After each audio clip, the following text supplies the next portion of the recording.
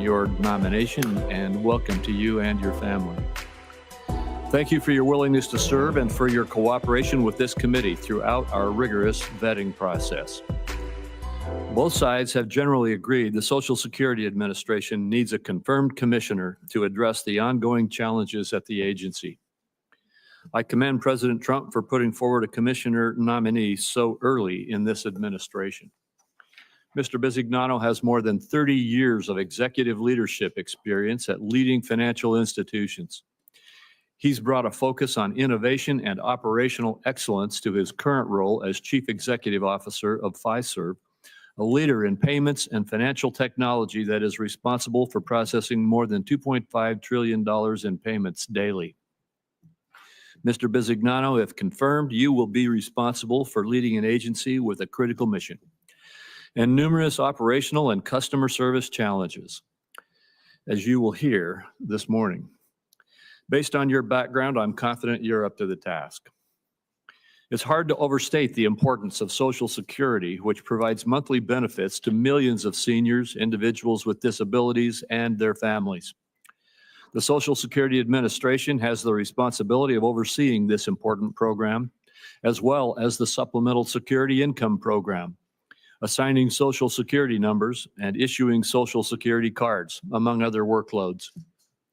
In carrying out these significant responsibilities, the Social Security Administration interacts with millions of customers each year, whether in person, by phone, or online. The public expects the agency to provide responsive service and timely decisions on their claims. However, the SSA faces many challenges in meeting these expectations.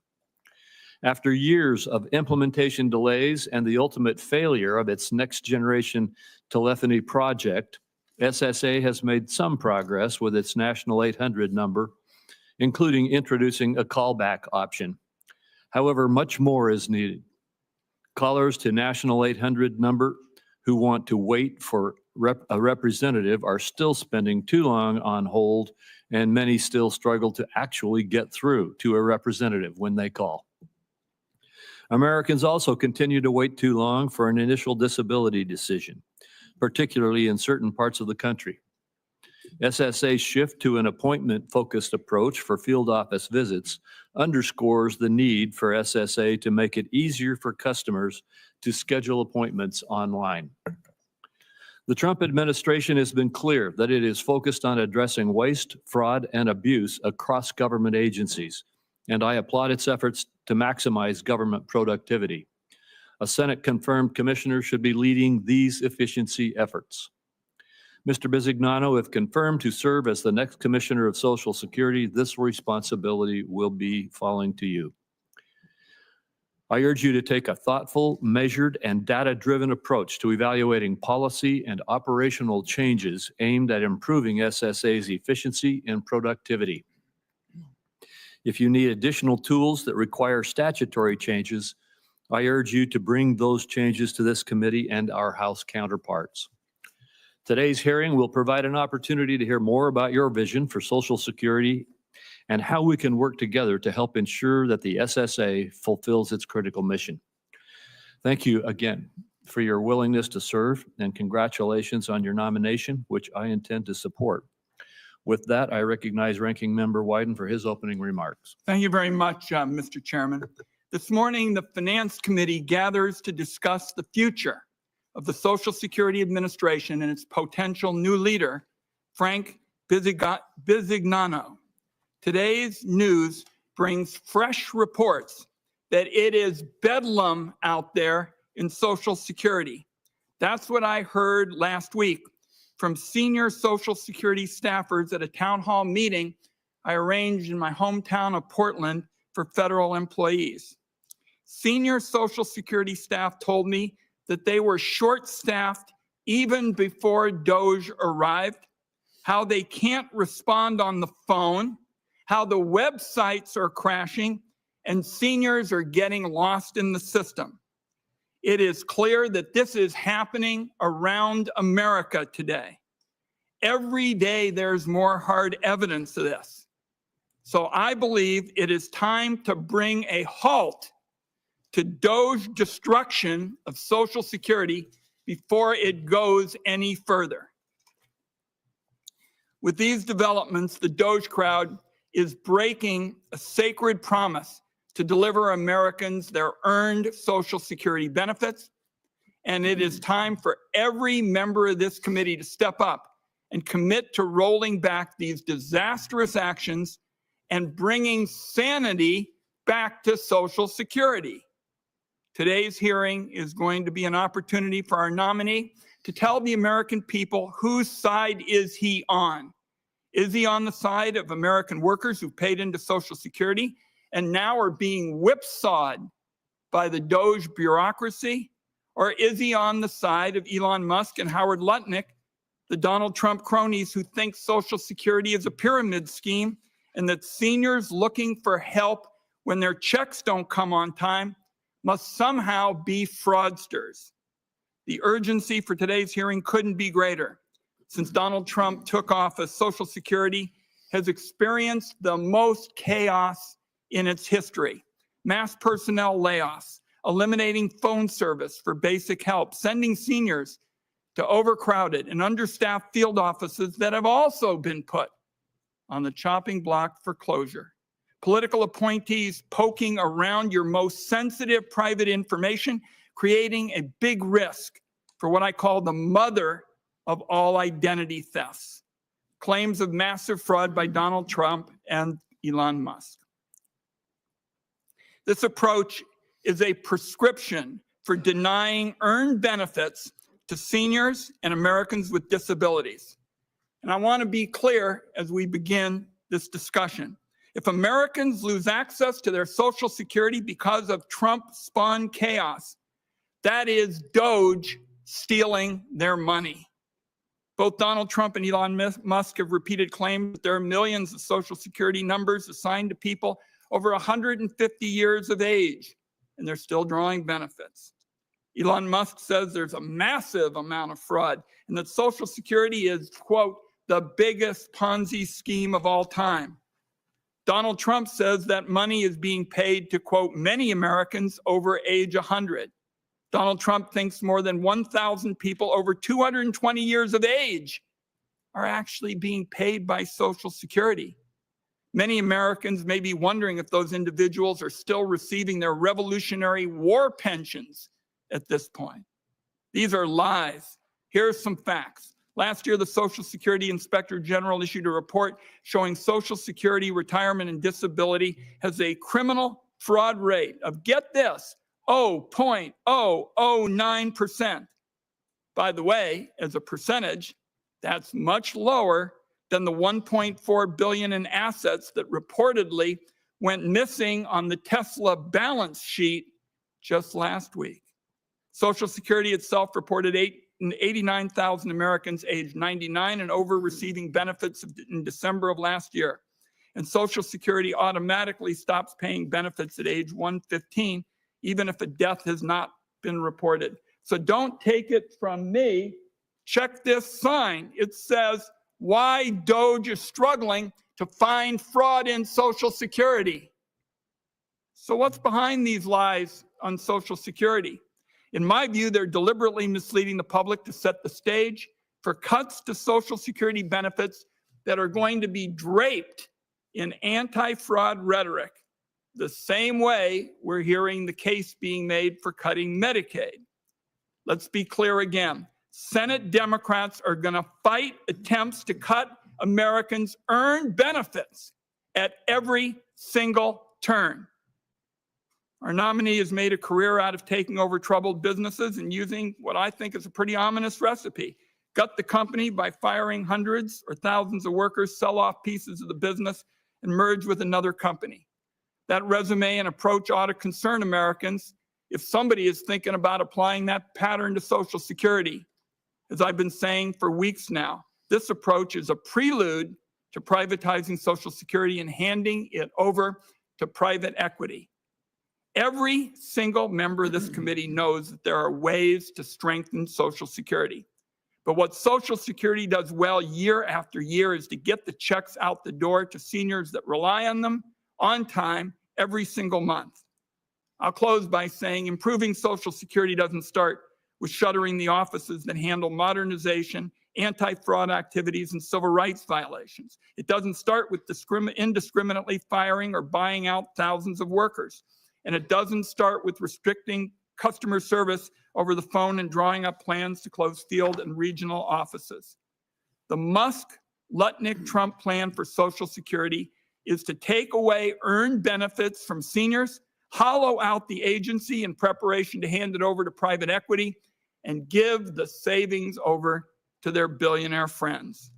The fact of the matter is Social Security could be fully funded for generations to come if you just cracked down on billionaire tax cheats and eliminated the payroll tax cap for millionaires and billionaires. This year alone, the Finance Committee has considered multiple Trump nominees that for one strategy or another have figured out ways to avoid paying what they owe into the programs that they are being nominated to actually run. Treasury Secretary Scott Bessent paid little to no Medicare tax, and Dr. Oz managed to avoid paying both Medicare and Social Security. So this morning, our nominee has an opportunity to share his vision for improving Social Security, not dismantling it. And Americans deserve to hear this individual's vision for making customer service easier, not creating more roadblocks, which seem to get more and more strong each day. Americans deserve to hear a clear rejection of Elon Musk's view that Social Security is not a Ponzi scheme perpetrating fraud on the American people. Mr. Chairman, thank you. In a moment, Mr. Bisignano will share his opening statement. Before doing so, I will provide a short introduction. Mr. Bisignano has more than 30 years of executive leadership experience in banks and global financial institutions. He currently serves as the chairman of the board and chief executive officer of Fiserv, Inc., a leader in payments and financial technology. Fiserv serves clients in more than 100 countries and processes $2.5 trillion in payments with over 850 million daily transactions. Fiserv has been recognized as a leading company by Fortune, Forbes, Time, and Newsweek, among others. Prior to becoming CEO and chairman of First Data Corp, which combined with Fiserv, Mr. Bisignano was co-chief operating officer for JP Morgan Chase and the chief executive officer of its mortgage banking unit. After the housing crisis, the mortgage banking unit reported 2012 net income of $3.3 billion, a turnaround that reversed a net loss of $2.1 billion in the prior year. Before joining JP Morgan Chase, Mr. Bisignano held several roles at Citigroup that included Chief Administrative Officer for the Corporate and Investment Bank and CEO of Citigroup's Global Transactions Services business, the largest securities and cash management business in the world. While CAO, he served as the firm-wide deputy head of technology and operations, a post he held during the 9/11 when he deployed and ran Citigroup's business continuity plan. Mr. Bisignano, before you give your opening statement, I have 4 obligatory questions that we ask all nominees before the Senate Finance Committee. First, is there anything that you are aware of in your background that might present a conflict of interest with the duties of the office to which you've been nominated? No, sir. Second, do you know of any reason, personal or otherwise, that would in any way prevent you from fully and honorably discharging the responsibilities of the office to which you've been nominated? No, sir. Do you agree without reservation to respond to any reasonable summons to appear and testify before any duly constituted committee of the Congress if you are confirmed? I do agree. And finally, do you commit to providing a prompt response in writing to any questions addressed to you by any senator of this committee? 100%. Thank you. Mr. Bisignano, before you begin your opening statement, if you would like, you may introduce your family. I have my wife here, Tracy, and I have 3 children at home. All right. Morgan, Alexa, and Henry. And they all support me very, very much, and they're very, very happy we're here today. Thank you. We welcome them in person and at home. You may begin your statement. Chairman Crapo, Ranking Member Wyden, members of the committee. I am Frank Bisignano. I am honored to appear before you as President's nominee to serve as Commissioner of the Social Security Administration.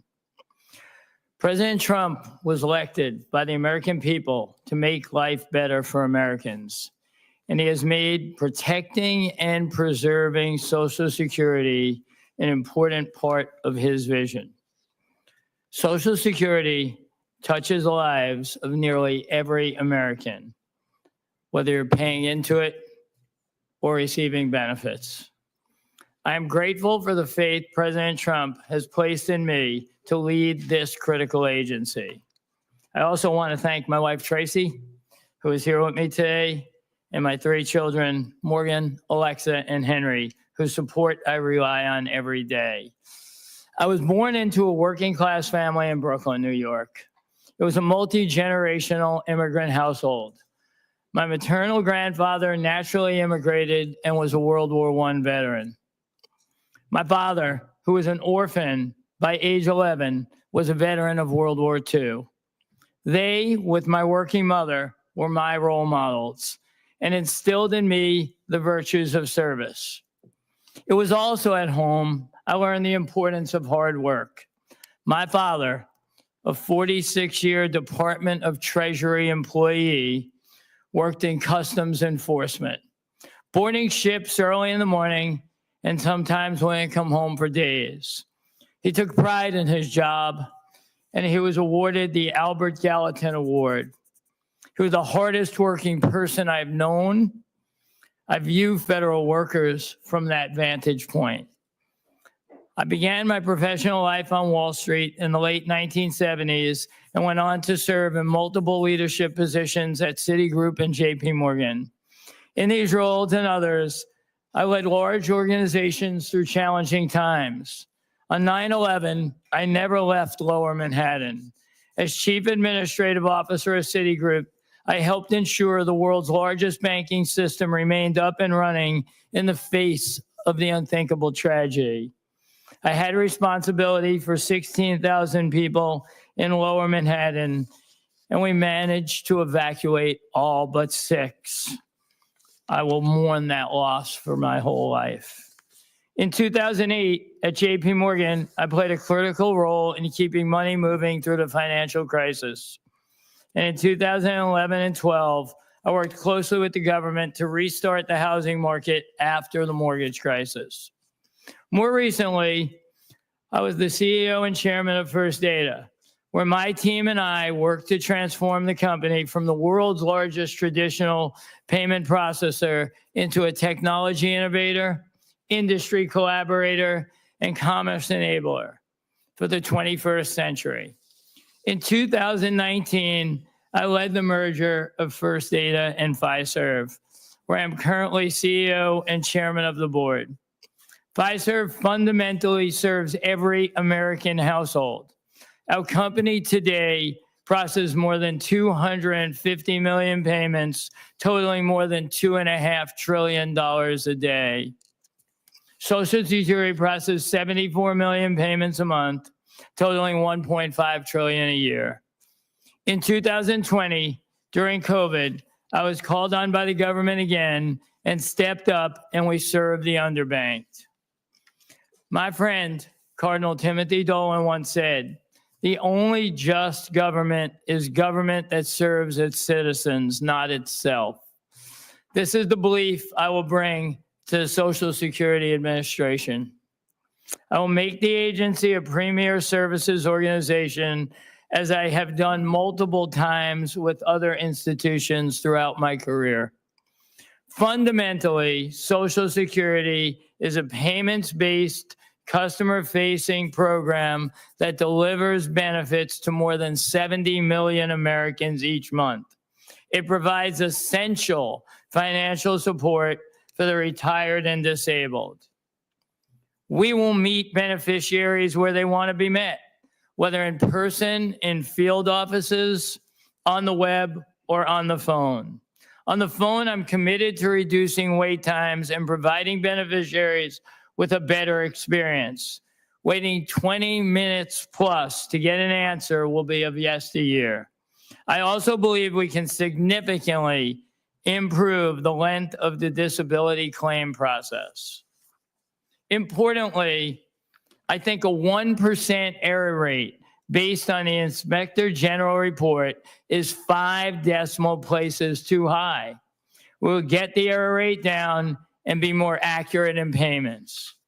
Working in collaboration with the men and women of Social Security Administration and you in Congress, we will better serve the American people. Finally, at the core, this is a bipartisan job.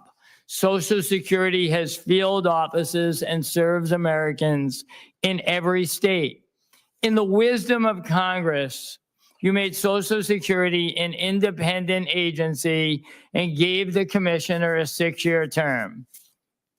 In me, you will have an accountable leader. I am thankful to President Trump for considering me for this role and entrusting me with it. I also appreciate the courtesy you have extended by holding this hearing. I'm grateful for being here with you today, and I'm happy to answer all questions. Thank you very much, Mr. Bisignano. My first question is one you've pretty much already answered. I'd just like to maybe give you an opportunity to add any more completeness to what you described about how important it is to be sure that every American is served promptly and efficiently by the Social Security Administration. As you know, and as we've talked about, for years, individuals seeking assistance from SSA have faced long wait times or even inability to gain access. And the agency is now going under significant organizational changes. Could you just put a little more flavor into what you described as what your objectives are and how you will achieve them to make this agency responsible to the American people? Yeah, I think, first of all, it's an honor to be here, and thank you for the time. This is a mission critical function. It's a mission critical function, and it's been 89 years where over 200 million Americans have been beneficiaries of payments. Today, over 100 million Americans pay into the system. And the ability to receive payments on time and accurately is job one. The ability to process any type of claim we receive is job one. And the ability to be available. I think we're gonna focus on what we need to do to drive the 1% error rate down. That's a very high payment processing error rate. And I think the standard's more 5 decimal points to the right. I think that leads to better accuracy.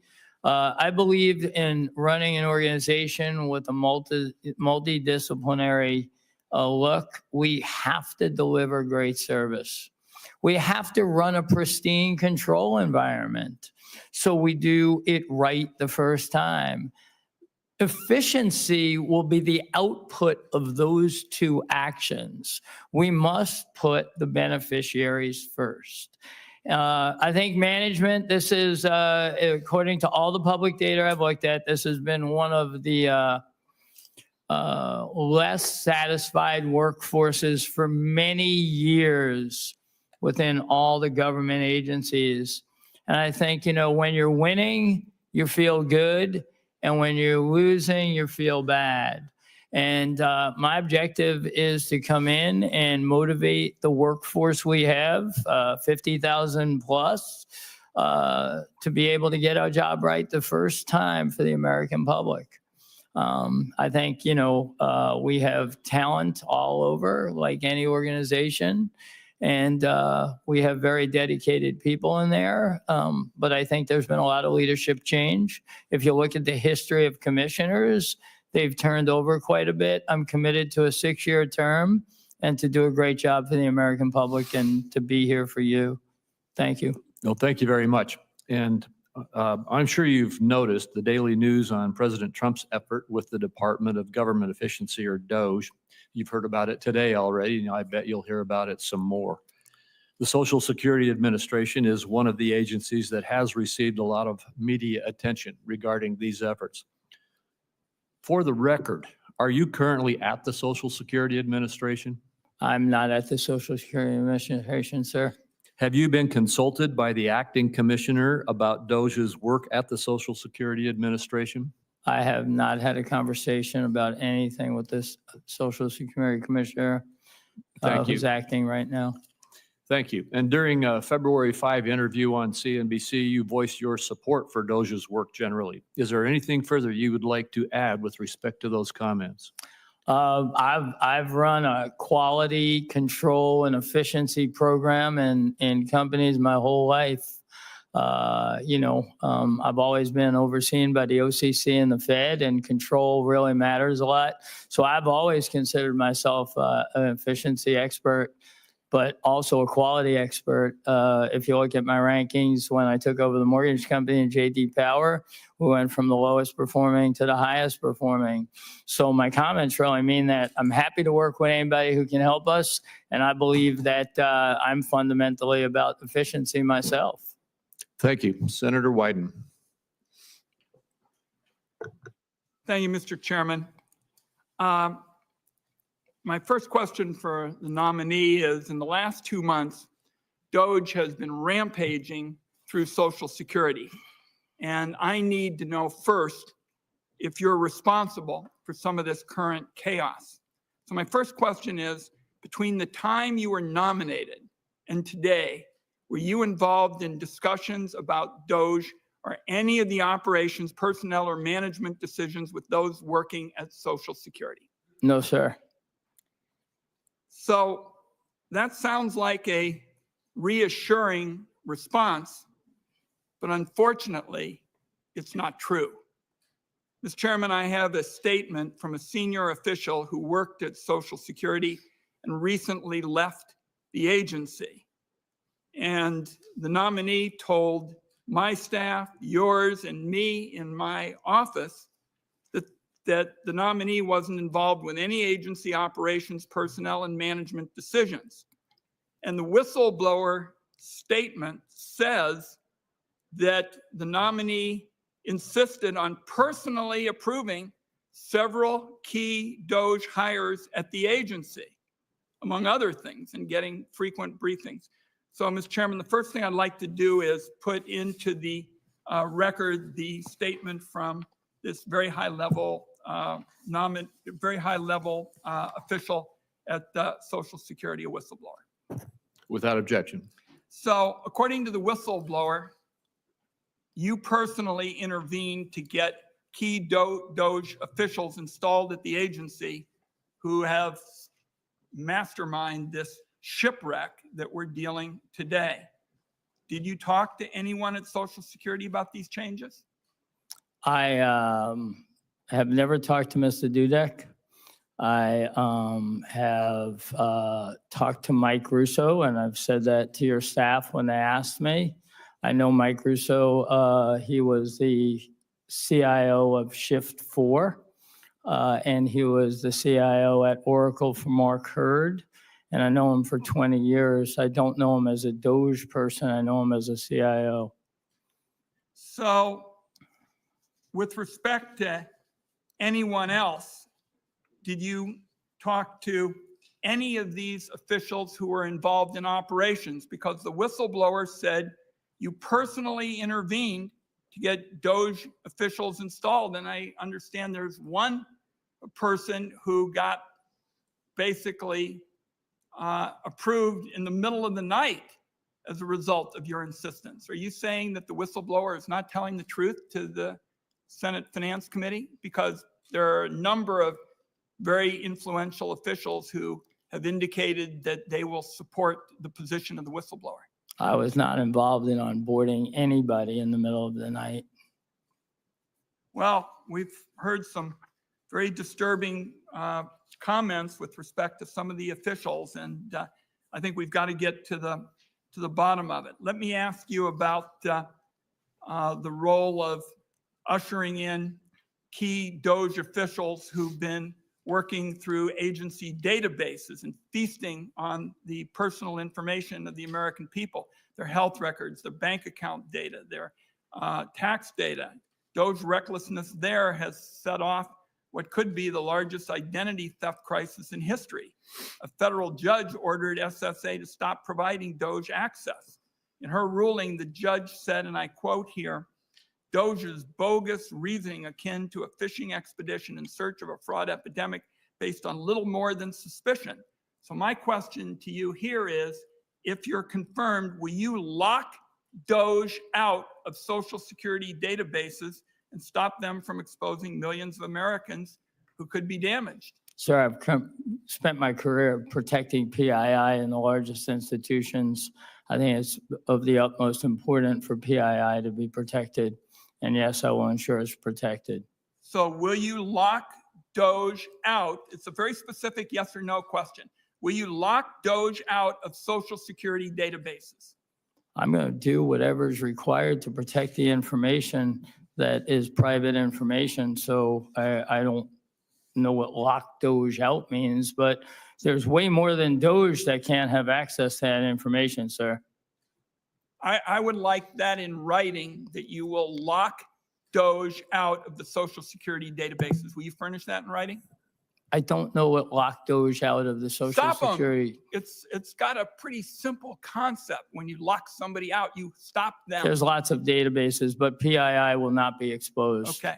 Mr. Chairman, I would like you and I and the committee to follow up on what this whistleblower has told us, because your staff met with them, my staff met with them, I met with them, and I don't believe that this whistleblower would make this up. This whistleblower has said that this is a nominee who will be bad for the agency and has cited specifics, and this nominee says that the whistleblower is wrong.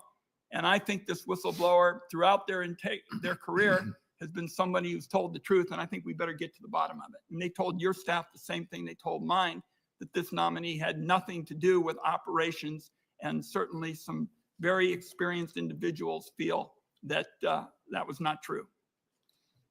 Thank you. Senator Whitehouse. Thanks very much. Welcome, Mr. Bisignano. Two quick questions. One, I'm concerned on behalf of constituents with Social Security disability that there are cliffs in the benefit system that create very peculiar behavior around the edge of the cliff. I think we should engage in bipartisan cliff smoothing. Is that something that you would work with us on? I'm prepared to research it if I'm fortunate enough to be confirmed as soon as I get in there. And if you And are report back to you, sir. Okay, thank you. If you are confirmed, will you check and make sure that the Musk infiltration of Social Security databases has not damaged those databases or left back doors for private actors to get back into to access Social Security's data system?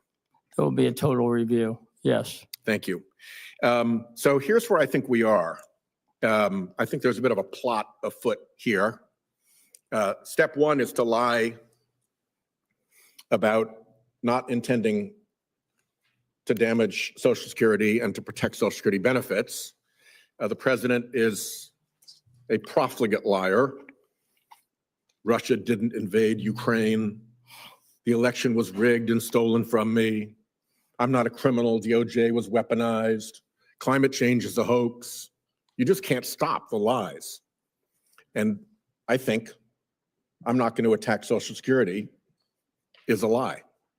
So that's step one, lie about it. Step two is discredit Social Security. Trump and Musk have been lying loudly about imaginary Social Security fraud, which seems to me to be an effort to lower public confidence in the program. They falsely called it a Ponzi scheme. Well, if those things aren't true, why are they saying them? What is the motive behind those lies? I think the motive is to discredit the system. Then you send in your Musk characters and you start them messing around in the operations of Social Security to damage it. And as we were sitting here, Mr. Bisignano, here comes the breaking news from the Washington Post. Headline, Social Security is breaking down amid long waits, waves of calls, and web crashes. A flood of cuts led by Elon Musk has sent the agency into meltdown as a new commissioner, prepares to take charge. So you also have the billionaire commerce secretary saying that an interruption of benefits would be a good way to sniff out fraud, because the only people who'd complain when their benefits were interrupted would be the fraudsters, which is idiotic, frankly, but it is part of this campaign to disrupt as well as discredit Social Security so that there is then an interruption of benefits. Once there's an interruption of benefits, then Trump can declare an emergency in Social Security and send in the tech bros and the private equity folks, some of whom are already messing around in Social Security, to say, oh, to save Social Security, we have to take it over. We got to have the tech bros and the private equity people take over Social Security. And then that's it. The longstanding Republican goal of getting rid of Social Security as a public program is achieved. And under the pretense that they've saved it, broken it in order to save it. Will you, let's just say that that turns out to be the set of facts that you determine to be the accurate case once you get over there. Will you participate in or defend against that scheme? Well, I think my job as a commissioner is to ensure that every beneficiary receives their payments on time, that disability claims are processed in the manner they should be. So my first actions are going to be to get organized around delivering the services. And I've only been given one order, which is to run the agency in the right fashion. And what role will privatizing Social Security, bringing in private equity and tech people, and giving Elon Musk and his little crowd a role have in all of that? I've never thought about privatizing. It's not a word that anybody's ever talked to me about, and I don't see this institution as anything other than a government agency that gets run for the benefit of the American public. Let's hope that that is the way this ends. Thank you. Got my guarantee I'll make it end that way. Thank you, Senator Cassidy. Good to see you, sir. Good to see meet you. your family in New Orleans at the Super Bowl. Thank you. And I was struck when I asked, okay, I forget how much Social Security puts out per day. And I asked, you want to take that on? And you said, I handle 5 times that much per day right now. And I just say I was struck immediately how oh yeah, this is what I do, and I do it in a way which improves service. And then you pointed where we were eating. This is one of my machines. By the way, it took my money very quickly for the pizza I bought. So just to thank you for offering that and bringing your kind of incredible skill set to this issue. Thank you, sir. Part of it we talked about was public-facing service, and particularly among older people who sometimes have a difficult time getting to an office. And they rely upon the phone because, frankly, they're homebound. How will you manage that? How will you continue to provide services to those folks who are homebound, making sure that they can still access, make changes as necessary, even if they have a difficult time coming in physically? Yeah. Today, Social Security, according to public information, gets 80 million phone calls a year. And in the organization I currently run, we do 400 million phone calls a year. I see the phone as a mandatory way for people to communicate. I see phone technology as an opportunity, but at some point people want to talk to a live agent also, so we have to provide that. I think it's mandatory. I think it's part of meeting beneficiaries where they want to get met, whether it's in a field office, whether it's on the web, or whether it's on the phone. And I think it's ripe for enhancement always, but obviously, ultimately, people like sometimes to get reassurance from a person that they're going to get the benefits they Now, there's chronic require. wait times, I'm told, chronic wait times on the 1-800 number, so much so that people sometimes give up. And there's evidence it's improved, but it's still not where you would have it in the private sector. Well, my belief is that if you look at the Social Security website and you look at the statistics, taking 20 plus minutes to answer the phone is not really acceptable. And that's the reason why only 46% of the phone calls get answered, because people get discouraged and hang up. Using your experience, how could that be improved? Just more people answering. I think we could get that to under a minute. I think we can also help the people within the organization answer questions better by bringing artificial intelligence to them to prompt them with the information they need. It enhances their jobs. As I said before, Social Security ranks at the low end of employee sat in our government system today. But I believe technology is a great enabler. We do not need to rewrite every system within Social Security. We do not have to spend, lots of money on many of these things. We could do them with basic technology that's out there. That was one of the things that reassured me. All these things that seemed to be insurmountable in the Social Security Administration, you had done it.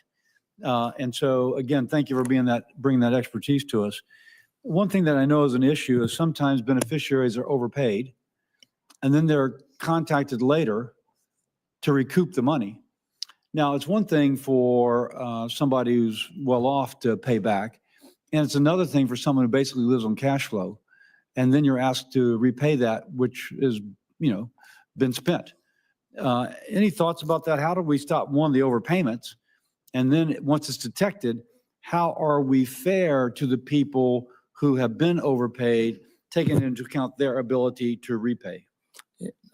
Thank you. I think there's two things there. One is, as I like to say, the Inspector General report produces a 1% error rate.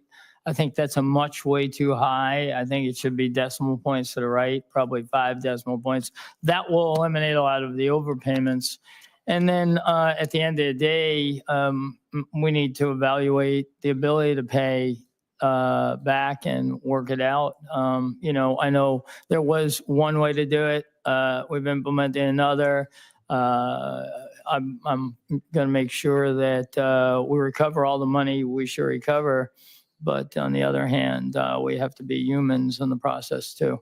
I have a couple questions I'll do for the record. Thank you very much for bringing your private expertise to benefit the public. Thank you. Thank you. Thank you, Senator Lankford. Chairman, thank you.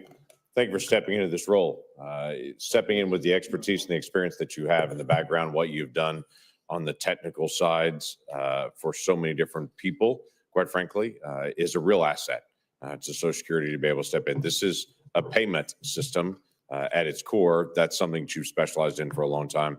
Grateful that you stepped out of the private sector into the public sector to be able to do this in this season on it. So let me just run several things past you, but I did want to be able to raise one thing that has been in process for a while.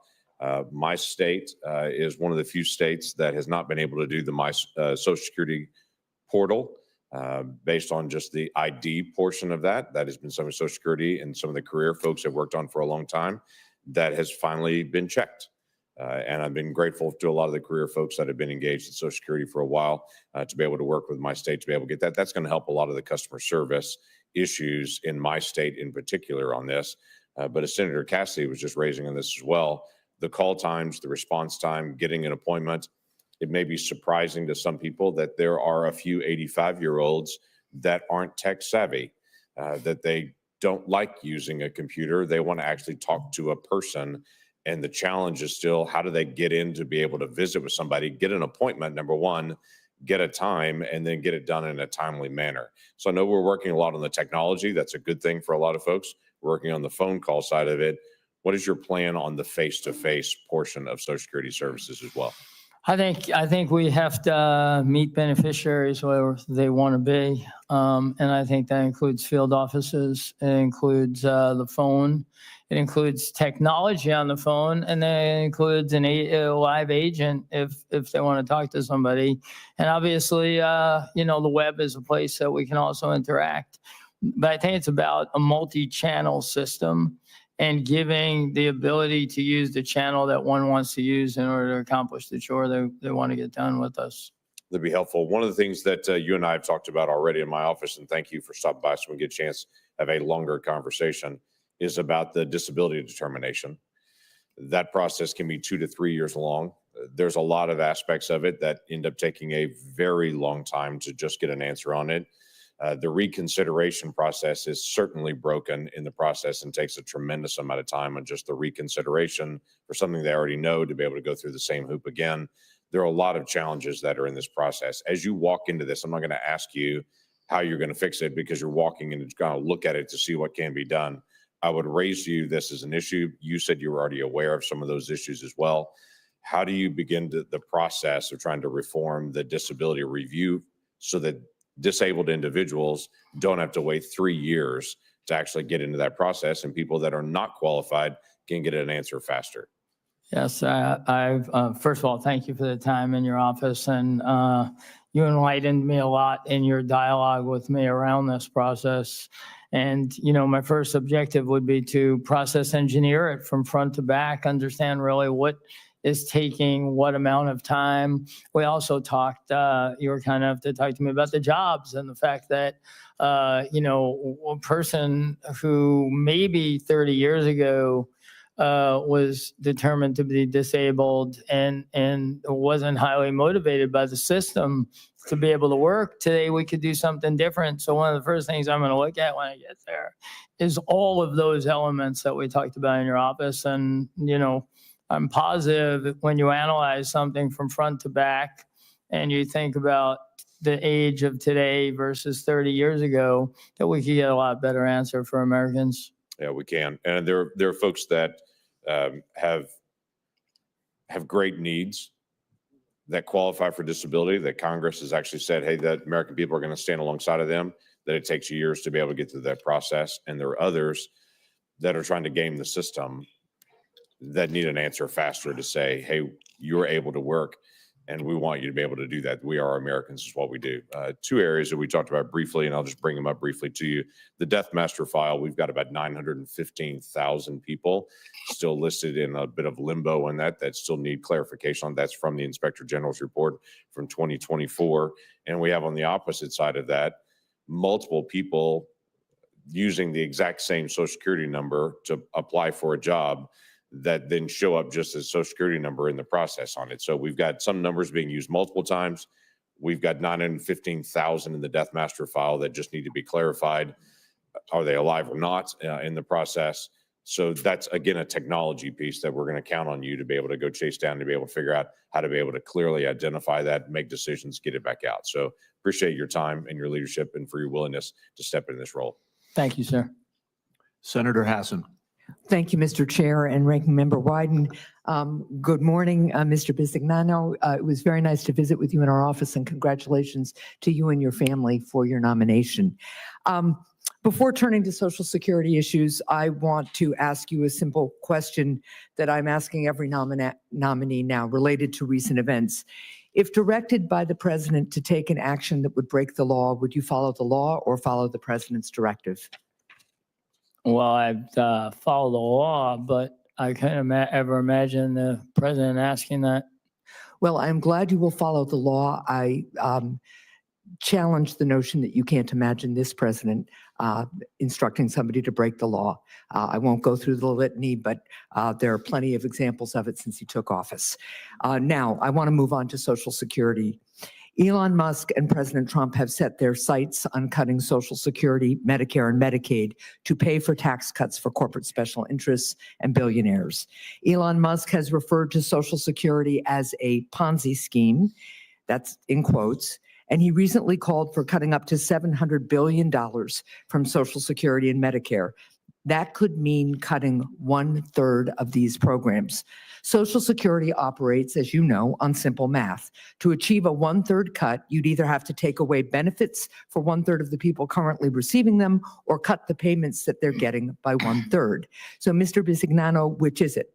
Are you going to throw 1/3 of the people off of the program or cut their benefits by 1/3? Neither. That's good to hear. So if the president and the Congress decide to cut these benefits, you're going to stand up for the beneficiaries? Well, if Congress decides, I mean, ultimately, these decisions get done in the Senate Finance Committee. It's a collaboration. It's not the commissioner's job to make that decision. So do you oppose cutting 1/3 of Social Security benefits?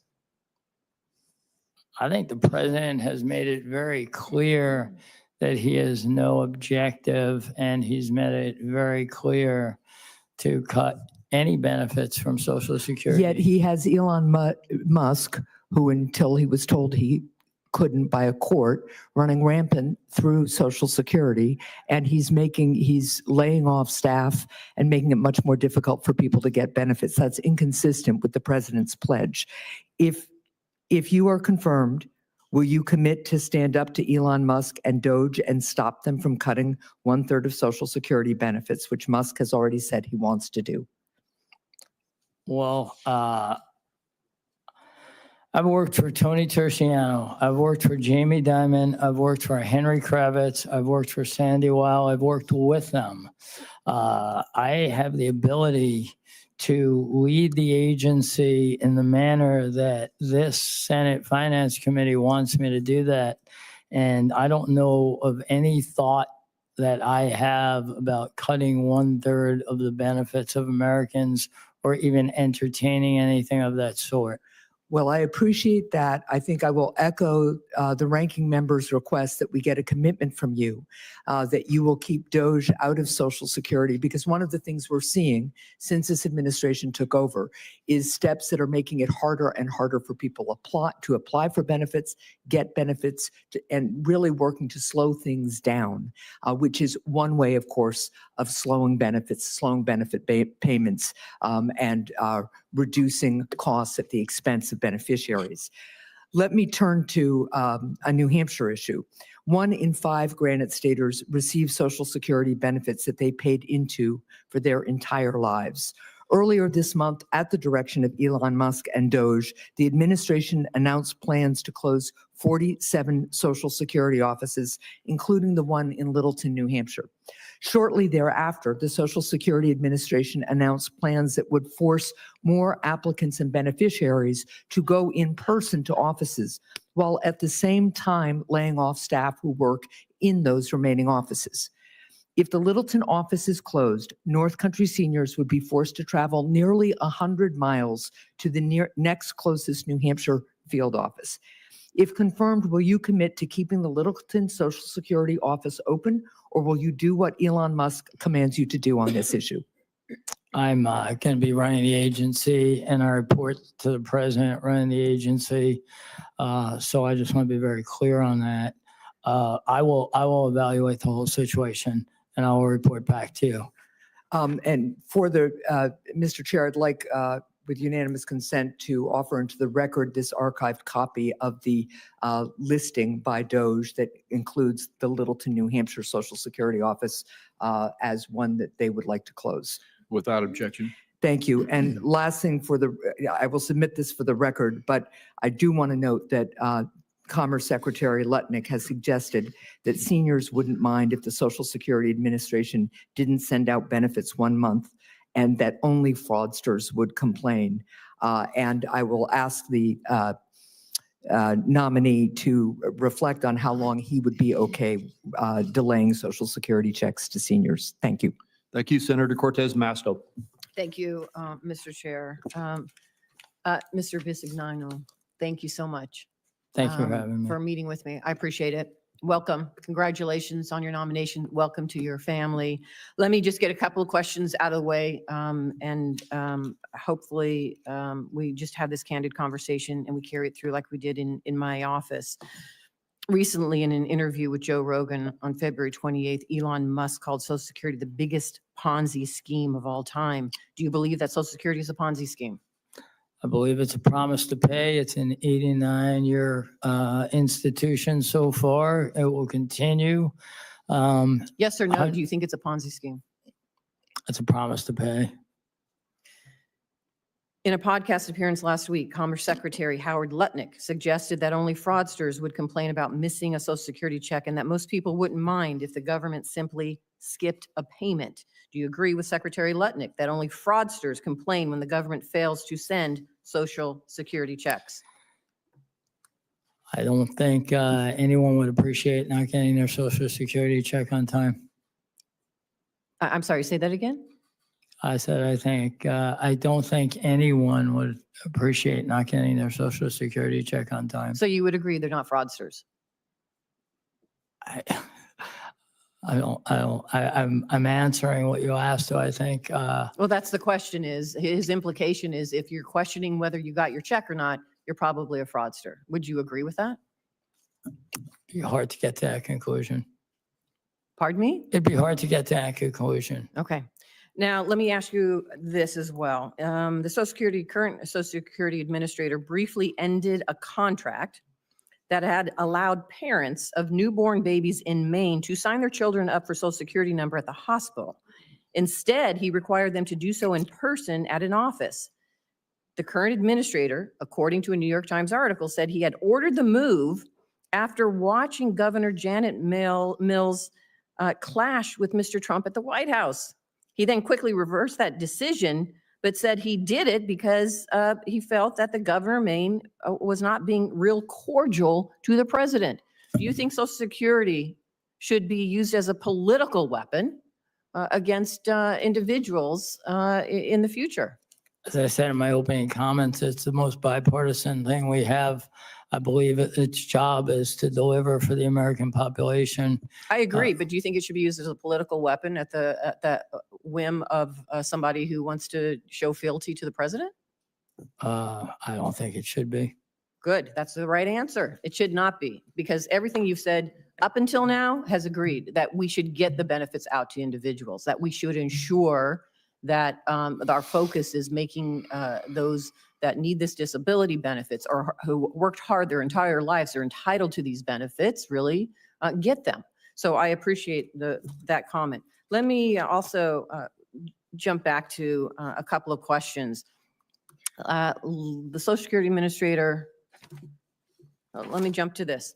More than 570,000 Nevadans rely on Social Security after paying into it for decades, yet they face long wait times in inaccessible offices, problems that have only worsened under the so-called efficiency measures introduced by DOGE. DOGE has cut staff, they've closed field offices, and they've shifted services online. I'm hopeful that you are going to address this issue. And as you think about moving into this office, what are you going to do based on all of the complaints that we are hearing now? They're more so than before this administration came into office. How do you expect to, in the first 100 days, address these issues? I'm a battle-tested executive. In the mortgage crisis, when I was asked to come in and work shoulder to shoulder with the government, we figured out how to clean up a pretty big mess. And so would you reverse some of the DOGE decisions if you felt that they were inappropriate and they weren't getting to the beneficiaries the information, the benefits they need? Any decision I thought was inappropriate would be looked at, all issues. And you'd be willing to reverse it if you felt I'm it was sorry? appropriate? And you would be willing to reverse it if you felt it was appropriate? If something was inappropriate, it would be changed. Thank you. And then finally, let me ask you this. There's a lot of concern, and rightfully so, about individuals who don't even work in the administration. They are actually rifling through the personal information of Americans. And I am hopeful that you are going to guard that personal information for anybody who has provided it to Social Security Administration. Are you willing to protect their private information? I've done it my whole career. That's yes? I've done it my whole career. That would be yes. Thank you. Thank you, Mr. Chairman. Thank you. Senator Marshall. Well, thank you, Mr. Chairman, and welcome, Mr. Bisignano. Welcome. We appreciate you answering the call, that this is a job you don't need. This is a job that you don't covet, but instead you're one of the patriots that's stepping forward to help save this nation. We heard some fear mongering this morning, and I just want to reassure Americans that Republicans are the party that wants to save Social Security, that we want to ensure that the folks that have paid into Social Security their whole lives, that who've earned these benefits get the money that they were promised. And I also want to remind Americans that we're the party that wants to stop the taxing of Social Security benefits as well. We want Americans to keep more of their hard-earned money and not have to pay a tax on this benefit that they've paid into their whole lives. The Social Security Administration had probably $10 billion of improper payments in 2023. I think it's a lot more than that. Can you explain how you use your past experience in payments processing to bring down these improper payments? I think my past experience is beyond payment processing, but I think in this case, it's good to talk about in a broader sense. I think every error requires root cause analysis. Why did it happen? There are no one-offs. My lifetime of experience shows there's pattern recognition. And the fact that we produce an Inspector General report that talks about a 1% error rate, that is completely too high for the function we're talking about. In your past experience, what was your error rate? 5 decimals to the right, 5 decimal points to the right, so point at 0.0000. Got it. 1, and Okay. that's what the target would be. So I think and if you think about that type of error rate running through the agency, it creates the opportunity for more problems than we need. Ultimately, we're talking about quality of service to our beneficiaries. So I think it's about root cause analysis. I think it's about rigor. I know that there's lots of stats that are produced, but when I go on and look at the stats, they're not at the level that you all should accept, or that I will accept, or that the American public. Certainly, one Exactly. way of saving Social Security is by eliminating or decreasing these improper payments. I don't think anyone could argue against that. Let's talk about customer experience a little bit more. How you use your background to improve processing times and customer service. I think many of this is about what I call process engineering, understanding where we are creating backlogs. Obviously, with the amount of time it's taking, I don't know if our standards are appropriate yet. We have a 6-month standard on disability. It takes much longer. A lot of things we need to go analyze them, but I don't believe that this is going to take us years. I think there's many things we'll solve in year 1. And that would be my expectation. I bring a sense of urgency to, and I want the people in the agency to feel like they're winning. I want them to feel like they're winning. Let's talk about Americans' personally identifiable information. All of us, from credit cards to banks. I mean, even this week, I got another alert from health insurance that our data has been violated. What's your experience been like in the private world to protect people's identifiable information, and how can you improve and protect that? Let me ask you, is this a priority for you? It's job one. In this job, it's job one. And if you run a financial institution, it's job one. And if you run Fiserv, it's job one.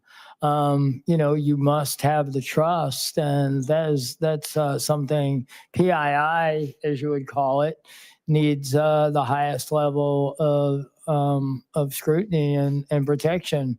And we need to understand who can access what information and ensure that information is anonymized, so they're not getting data that they could use in a bad way. My last question, let's talk about the IT systems that you've used in the past. What can you do from an IT standpoint to improve Social Security's efficiency and improve customer experience? Well, I think technology is a great enabler. You don't have to throw a system out. You have to figure out how to make it work better.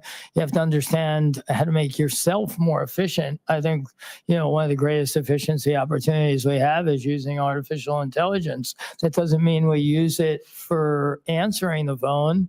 It means we use it to learn how to do our work better. And I don't think these are monumental economic spends. I think we can do them within the plan. Thank you, Mr. Bisignano. You're hired. Thanks. Thank you, sir. Senator Johnson. Thank you, Mr. Chairman. First of all, Mr. Bisignano, thank you for your willingness to serve.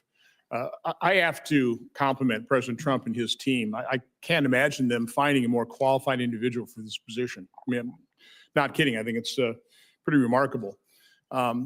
First of all, did President Trump or anybody on his team in interviewing you and deciding to make this nomination, did any of them ever talk about cutting benefits for Social Security? No, as a matter of fact, always talked about it's something we wouldn't do. It's doing everything we can to protect Yes, Social Security, correct? yes. You mentioned in previous answer to question here that the 1% error rate is too high. I want you to compare the IT systems, the processing, the payment processing that you've done at Fiserv and other companies to Social Security. Just give the committee some sense of your depth of experience in dealing with these things versus Social Security. Well, we have 13,000 software engineers today at Fiserv. I like to believe we're fundamentally a tech company, that provides payments, 100% of the American households. A lot I've heard is about the old COBOL system at Social Security. I actually believe that's the system we have, and we know how to build around it. By the way, you have that at Fiserv? It's all over the world. So you'll be able to adapt from that. Yeah, it can be dealt with. It's not the problem. I think, one of the things I'd say is there's no substitute for experience.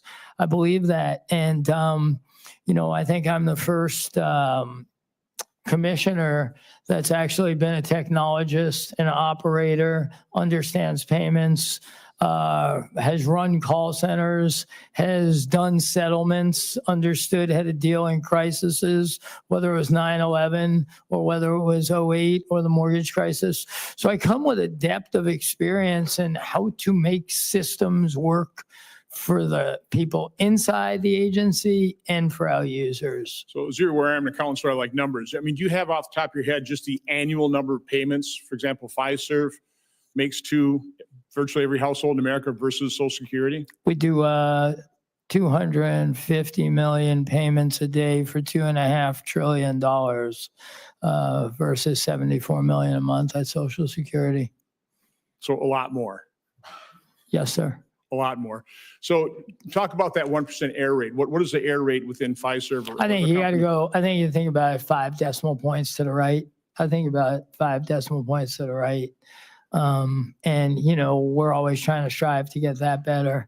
I think about answering the phone in less than a minute. We do it in 22 minutes right now at Social Security. Again, I know you're not commissioner, so you don't necessarily have this answer. What do you think drives the much higher error rate in Social Security? I mean, is it the complexity of the tax code? Is it just inefficiency of the system? I mean, what? I think it's that we accept it. Pardon? I think we've accepted it. Oh, okay. So something you think you could, with your experience, you can fix. Yes, sir. I don't know that anybody else has done this. I hate to open up, the can of worms again, but do you have any idea what Senator Wyden and Senator Whitehouse were talking about in terms of these whistleblowers? And do you want to take an opportunity to just, address what allegations they were throwing your way?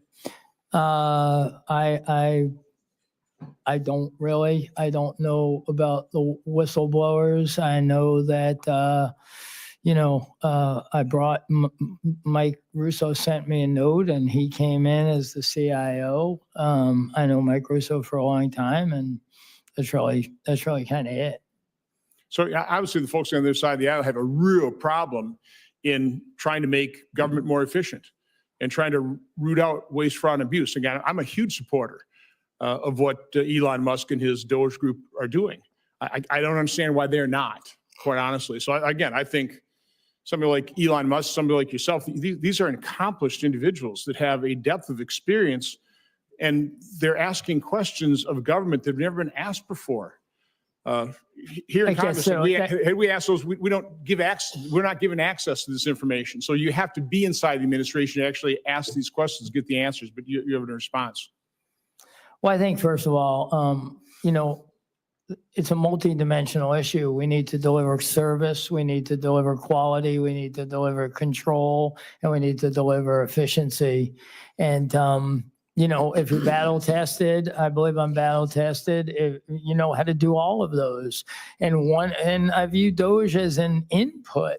The president's been very clear, the agency heads are in charge of the agency. Well, again, I can't imagine somebody more qualified for this position. So, You're kind. again, you got my support. And again, thanks for your willingness to serve. Thank you, Thank Mr. you. Chairman. Thank you, Senator Daines. Mr. Chairman, thank you. Congratulations on your nomination, your willingness to serve. Since the Social Security Administration was first established as an independent agency, the importance of the public trust has always been integral to that core mission. I want to cut to the chase, though, on customer service for a moment, if I might. Like Senator Johnson, I spent most of my career in the private sector.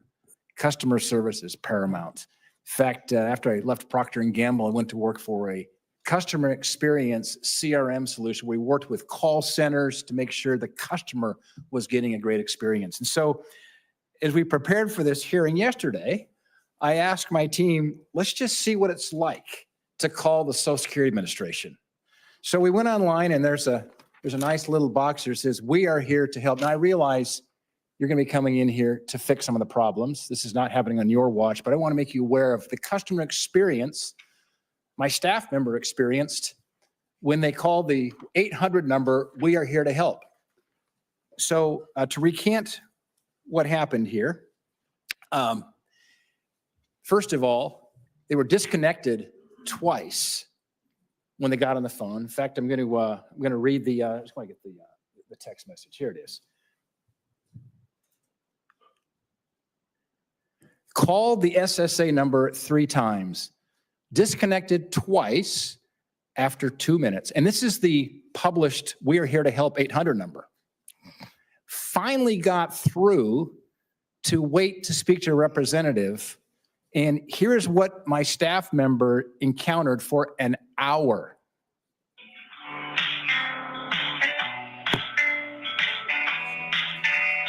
I mean, they could have at least had a Olivia Newton-John or some mediocre 70s music.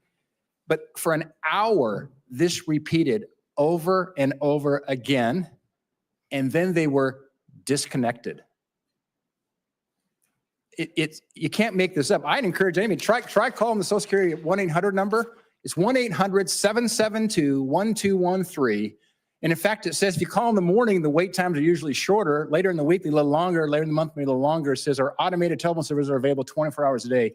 Disconnected 3 times. And the 3rd time after waiting an hour listening to these really D-grade elevator music. So we've got a lot of work to do to serve the taxpayers in this country and improve their customer experience. I just want to have some help. And I realize this isn't happening on your watch, but let me just put like one of your to-dos is maybe you try calling the 1-800 number and see what it's like from your own experience. This was just literally yesterday.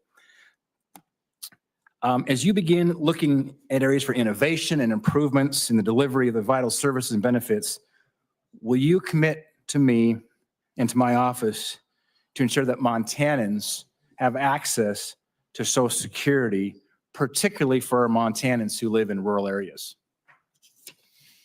My belief is, first of all, thank you for talking about the phone service, because although we publish a 22-minute wait time, that's an average wait time. And I think the better way to measure it over the long haul is what percentage of calls get answered within 30 seconds, right? Because we have percents of calls that are taking an hour and a half, and only half the callers get through. So I bring that up because I have a multi-channel strategy I think about, which is to meet beneficiaries where they want to be.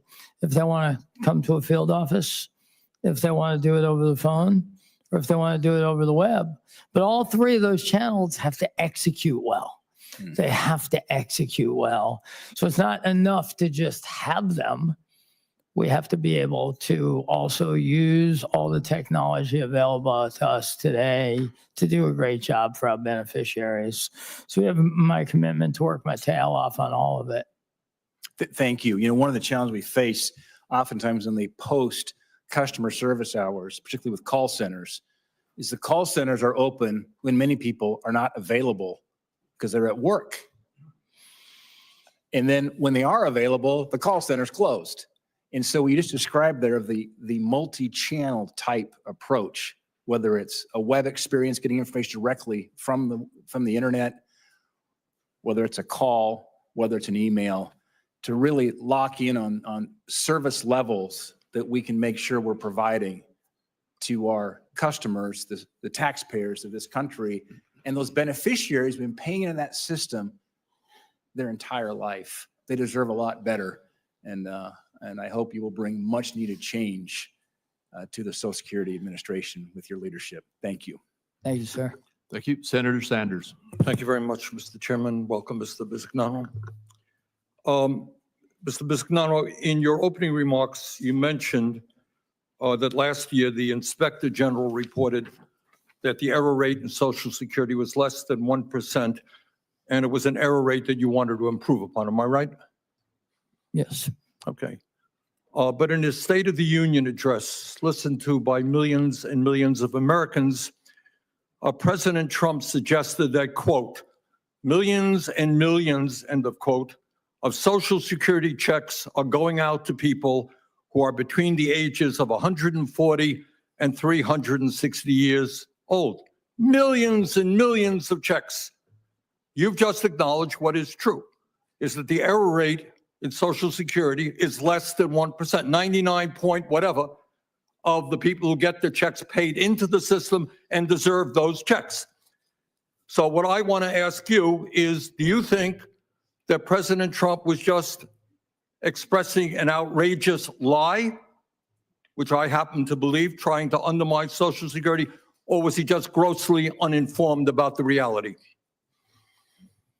I think what the president was representing, which further was represented again and proven to be accurate, is that there were millions of Social Security records that did not have people deceased. Let's not play with words. What you have just acknowledged is that in 2024, the Social Security Administration paid out over 99 point whatever percent to people eligible. The error rate was less than 1%. Millions and millions and millions of people, 200 or 300 years of age, did not get checks. Is that true? What I represented was that a 1% error rate in a mission critical function like Social Security is way too high. I agree with and you. that- Excuse me, I don't have much time. Sorry. Sorry. President said millions and millions of people. You're saying, and you're right, less than 1%. You want to improve it? You're right. Let's do it. President was lying. And what he was trying to do was undermine the foundations of Social Security by saying the system is out of control. All right, my next question is, Senator Daines made a good point. You call up Social Security today, it's a disaster. Why, if right now it is hard for people to get through in Vermont and all over this country, why do you think the Social Security Administration is now closing down offices and laying off 7,000 employees? And we have heard from Mr. Dudek that he wants to cut up to half of Social Security's workforce. When the department is now understaffed, people can't get through. Do you think it makes sense to lay off half the staff? First and foremost, I'm not there, sir. Just answer the question, please. Do you think it makes sense? I know you're not there. Do you think it makes sense to lay off half of the staff when right now it is at a 50-year low in terms of staffing? Well, I don't know where Mr. Dudek gets his information from, and I don't communicate with Mr. Dudek. I'll just ask you, I mean, I think what Mr. Senator Daines said was right. Tough to get through right now. I think common sense would suggest that when it's bad now, you don't lay off half your staff. Would you agree with me? I believe that we can drive efficiency for the rest of our life. Right. I also understand that it takes 20 plus minutes to answer the phone. On a good day.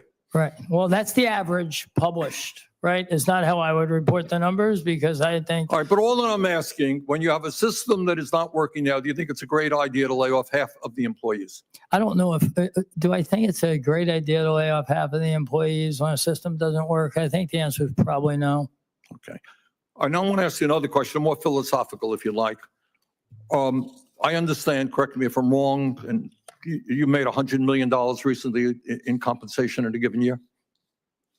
All right, my question is not to deal with that per se, but right now, we have 22% of seniors are trying to survive on less than $15,000 a year. A lot of people, older people living in desperation in America. Some of us want to expand Social Security benefits because we think people should not be living on $15,000 a year. We're concerned about the solvency of Social Security. We want to extend it beyond where it is right now.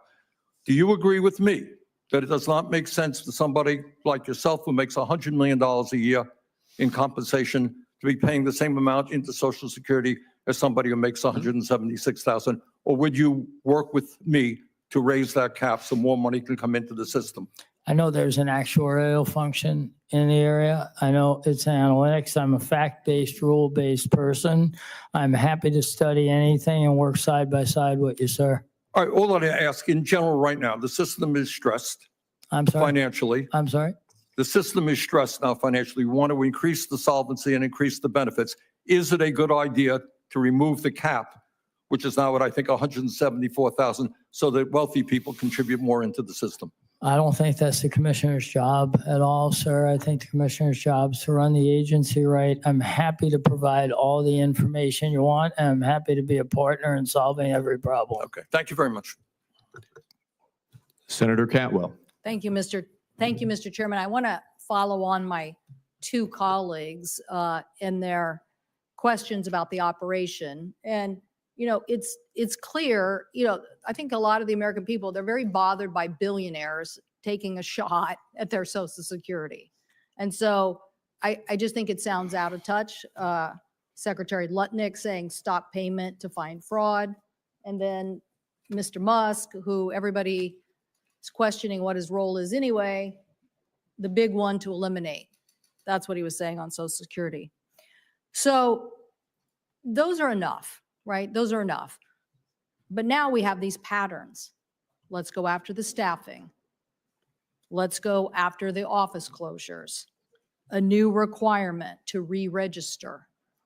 The American people are scared to death that you're really going after Social Security. So instead of hiring people like my colleagues are suggesting to improve the service, basically you're allowing Elon Musk's little DOGE team to go in there and to find fraud. So did they find a dead person in Seattle that was getting Social Security? Yes. Here's the article from the Seattle newspaper by Danny Westney. Oh, wait a minute. He wasn't dead. So not only did my constituent not get his payment in February, they went to his bank account and tried to claw back previous payments from January and December. And then what did he do? He had to go down to the building in Seattle, the federal building that you're trying to close, and stand in line for hours and hours and hours to try to say he wasn't dead and to stop taking his money. He made an in-person appointment, but it was pushed back 11 days. 11 days. Ultimately had to wait in line, as I said, which he said, quote, "They are so understaffed down there. They think their office is about to be closed down and they don't know where they're going to go. It feels like the agency is being gutted," end quote. So I have to ask you, why are we allowing these people to go in and cause havoc to our constituents instead of hiring people to do the job? So I have several questions that you can just answer yes or no. Do you think Social Security is a Ponzi scheme? I've said, I believe it's a promise to pay, and it's been here for 89 years. It's been one of the truest things we have for our aged and our disabled. And my objective is to continue it and do a great job for the American public. Do you think Social Security should be privatized? I've never heard a word of it, and I've never thought about it. So Do you think it should be privatized? Yes or no? I don't believe anybody's thinking about that. Okay. Do you think Social Security age should be raised? I'm sorry? The president, other people have suggested in the administration, I think including the president in a prior thing, that Social Security should be raised. You know, the commissioner's job is to ensure that the agency operates correctly. I want to provide all the information required by Senate and by anyone else in order to make the decisions. But I don't believe I'm a decision maker on any of these items, Okay, but I'm do you- happy to provide every piece of information With this required. kind of habit going on, my constituents want and deserve answers. Will you commit to opposing any cuts to Social Security benefits? We have no objective. I have no objective, and I've been told by the president to ensure that we preserve and protect Social Security. Okay. Do you believe that you should be hiring enough staff to service people and stop the DOGE people from cutting my constituents off of their well-deserved check? Now, Mr. Lutnick said he doesn't care. It's okay if they miss a payment. I don't know who his mother-in-law is or what kind of support she's got, but I know my constituent needed that check and he wasn't dead. And so the notion that he has to go through these extraordinary efforts and you guys are encouraging it. So I want to know when it's going to stop, when they're going to stop doing that and instead fund, as my Republican colleague said, the services of Social Security so that these poor seniors can get their checks. Thank you, Mr. Chairman. Thank you. Senator Warren. Thank you, Mr. Chairman. So 90 years ago, Congress passed the Social Security Act, and the deal was simple. You work hard, you pay into Social Security across all your earnings years, and then when you retire, you can count on having those Social Security benefits that you paid for. And now co-presidents Trump and Musk want to renege on that deal. So DOGE has taken a sledgehammer to the Social Security Administration, firing staff, closing field offices, and pulling the plug on phone services. Last week, the acting commissioner of Social Security, who is openly working with Elon Musk, actually threatened to shut down the entire agency. Now, this isn't about efficiency. Elon said the quiet part about his plans right out loud. Musk said we should, quote, eliminate Social Security. The richest man in the world said that Social Security for 73 million Americans should be destroyed. Mr. Bisignano, you have been nominated to be in charge of Social Security, and seniors need to have a right to know if you're going to protect their benefits. So let's start simple. Say a 66-year-old man qualifies for Social Security. Mr. Bisignano, could the Social Security Administration or Elon Musk or Donald Trump decide to cut her benefits by $5,000 for no reason without a new law passed by Congress? Is that a question, ma'am? Yeah, that's a question. I don't see that happening. I didn't ask if you see it happening. Could they, by law, cut those benefits without coming to Congress? No. No. All right, so let's dig deeper. Suppose this same 65-year-old calls the helpline to apply for Social Security, but he's told about the new DOGE rule, so he has to go online or in person. He can't drive. He has trouble with the website, so he waits until his niece can get a day off to take him to the local Social Security office. But DOGE closed that office, so they have to drive 2 hours to get to the next closest office. When they get there, there are only 2 people who are staffing a 50-person line, so he doesn't even make it to the front of the line before the office closes, and he has to come back. Now, let's assume it takes our fellow 3 months to straighten this out, and he misses a total of $5,000 in benefits checks, which by law, he will never get back. So, Mr. Bisignano, is that a benefit cut? Well, first of all, Senator, I Is that enjoyed a it. benefit cut? I I'm sorry, my enjoyed- time is limited here. That's an easy question, yes or no? Is it a Uh, benefit cut? I have no intent to have anything like that happen to my wife. I ma'am. understand that. Is it a benefit cut? I'm not sure what to call it. It sounds like a horrible Is the person situation. getting the $5,000 they were legally entitled to? That was your scenario. And So are they getting $5,000 they were legally entitled to? I don't know. I You mean, don't you just told know? me. Yeah, Look, I mean, let's be clear that you keep $5,000 from them by announcing a policy, it's illegal. But there are backdoor ways to accomplish the same thing. DOGE is considering slashing up to 50% of the Social Security Administration's workforce. That means longer lines, more errors. And for everyone who gives up or who dies before they get their benefits sorted out, those delays and errors also turn into benefit cuts. Elon Musk is the richest man in the world, so he doesn't need Social Security. He'd be glad to get rid of it, but only Congress can cut Social Security benefits, and Elon is trying a backdoor way. So, Mr. Bisignano, if you are confirmed in this job, will you commit to reversing these cuts so that seniors get the money that the law says they are entitled to? what I will commit to is that I will run the agency and I will be in charge of the agency and I will look at every item you want me to look at.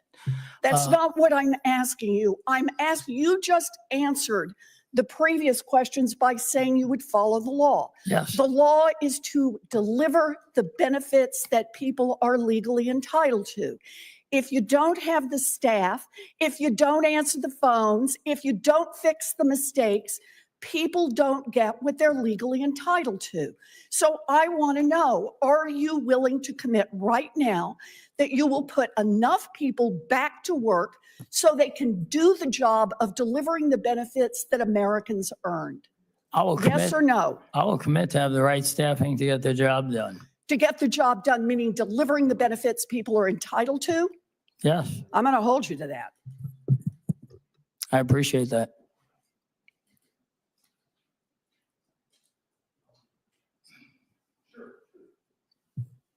Senator Young.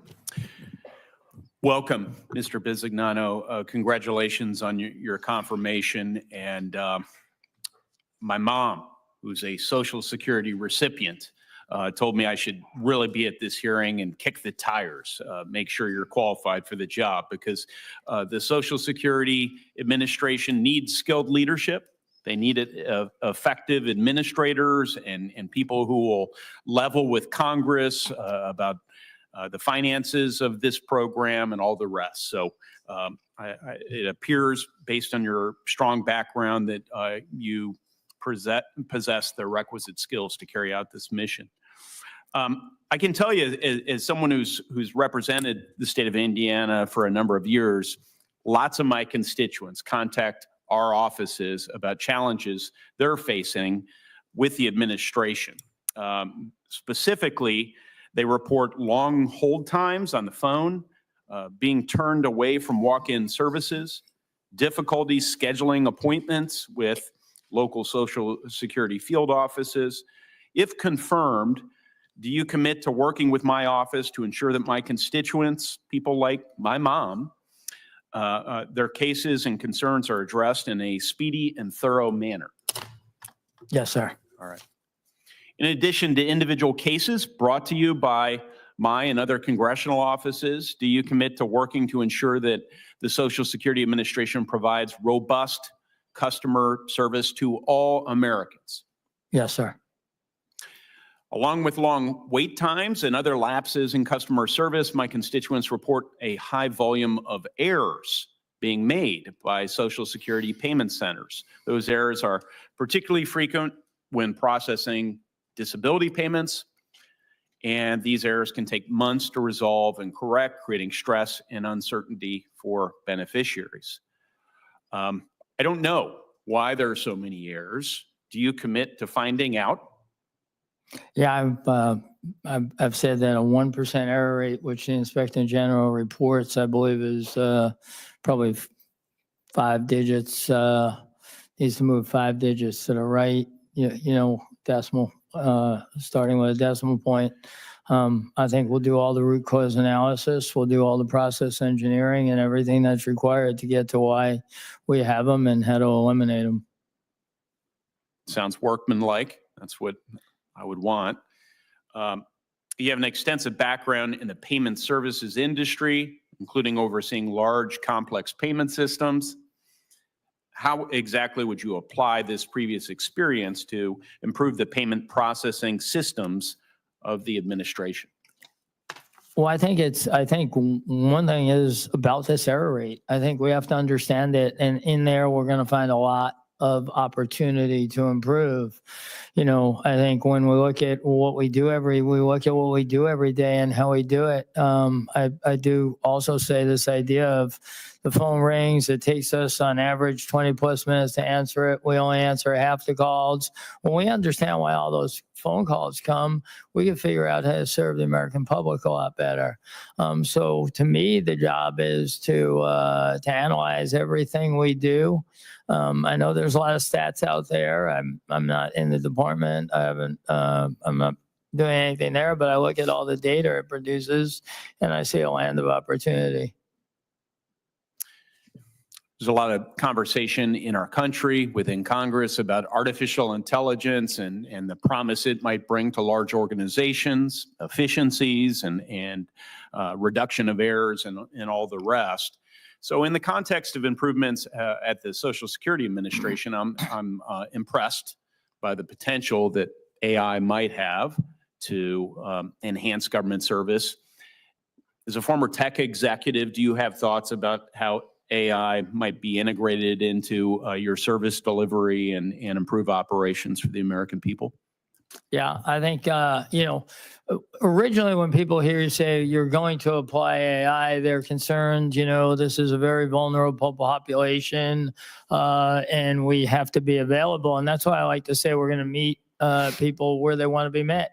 If they want to be met on the phone, we'll answer the phone. If they're going to come in the field office, we'll be available and, obviously on the web. But we're also going to improve the jobs of the people within the agency, right? We can do a lot of what they do through AI and be able to get to answers faster. I think AI doesn't only have to be client facing. It needs to be helping out people in the organization do their jobs better.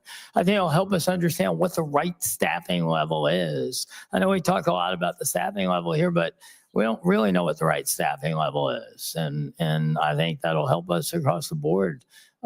It's, I like to say, and I've said before, AI is just technology. We were using AI before it was called AI. Yes, sir. Thank you for answering my questions. Chairman? Thank you, Senator Bennett. Chairman, I'm glad, thank you for letting me defer for a moment. I'm glad it was to hear Senator Young's questions about his mom, because I think those are exactly the questions that everybody in Colorado has. So thank you, Mr. Bisignano. Thank you for being here and your willingness to serve. I know how you understand, I hope, and this is your testimony, how important it is that Americans receive their Social Security benefits on time, and that if a problem arises, that they're able to resolve it quickly and easily, which they have not been able to do for a long time. And you've emphasized the need to, quote, the need to meet beneficiaries in the 3 places they want to be, including on the phone, online, and in person. But last week, the Social Security Administration said that Americans wouldn't be able to access a number of service options over the phone. Instead, they'll need to either use an online verification process or call to make an in-person appointment. The agency itself estimates that this will add 75,000 to 85,000 in-person visitors a week to field offices. As my colleagues have already said, wait times for appointments can already take a month.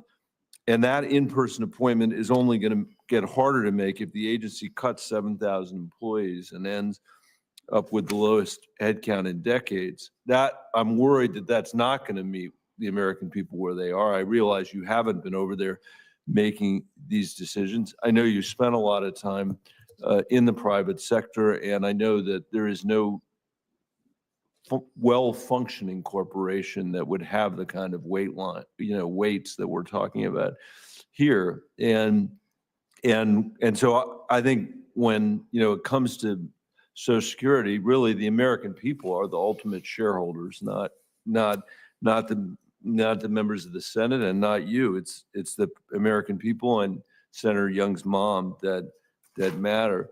I want to ask you whether you'll commit to hearing from my constituents in Colorado and people across the country before making cuts to staff or before restricting access to customer service. I guess the point I'm making is don't just make assumptions about it, but let's engage your customers, our constituents, the true shareholders, in a discussion about how best to serve them. What are your thoughts about that? First of all, thank you, Senator Bennett, and thanks for taking the time Happy to. in your office with me previously. And I thought you were highly insightful, and I'm appreciative. I hope my mom's watching. I thought as I've watched what I consider a fair amount of press releases and announcements that have gone out, because that's just kind of how I learn what's going on. I work on the daily. I get up in the morning and look at Social Security news. And I thought to myself that, and I was fortunate enough during the last week to meet with Senator Wyden's staff and Senator Crapo's staff, and then have a session with all the Senate Finance Committee staffs, that we should have some form of group that before we make a statement of what we're doing, that we go have a conversation about it, much like I do all the time on anything you do. You're going to affect your constituents. You should get some buy-in in the process. Now, we're never going to get 100% of agreement on many things, but people also understanding the reason why. This is why we're doing that. We get, I serve tens of thousands of bank branches. They're in communities all over. They're in rural communities.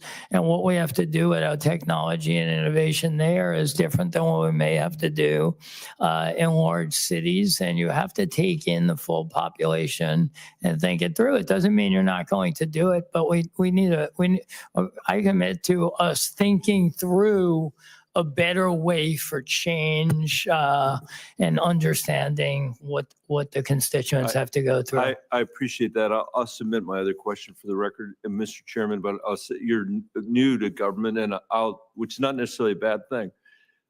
What I'll say is that one way or another, we're going to hear from our constituents. If offices are closed and if they can't be served, I think you'd be a lot better listening on the front end than taking the incoming on the back end from Republicans and Democrats up here who have concerned constituents when it comes to Social Security. Thank you for your testimony. Thank you, Mr. Chairman.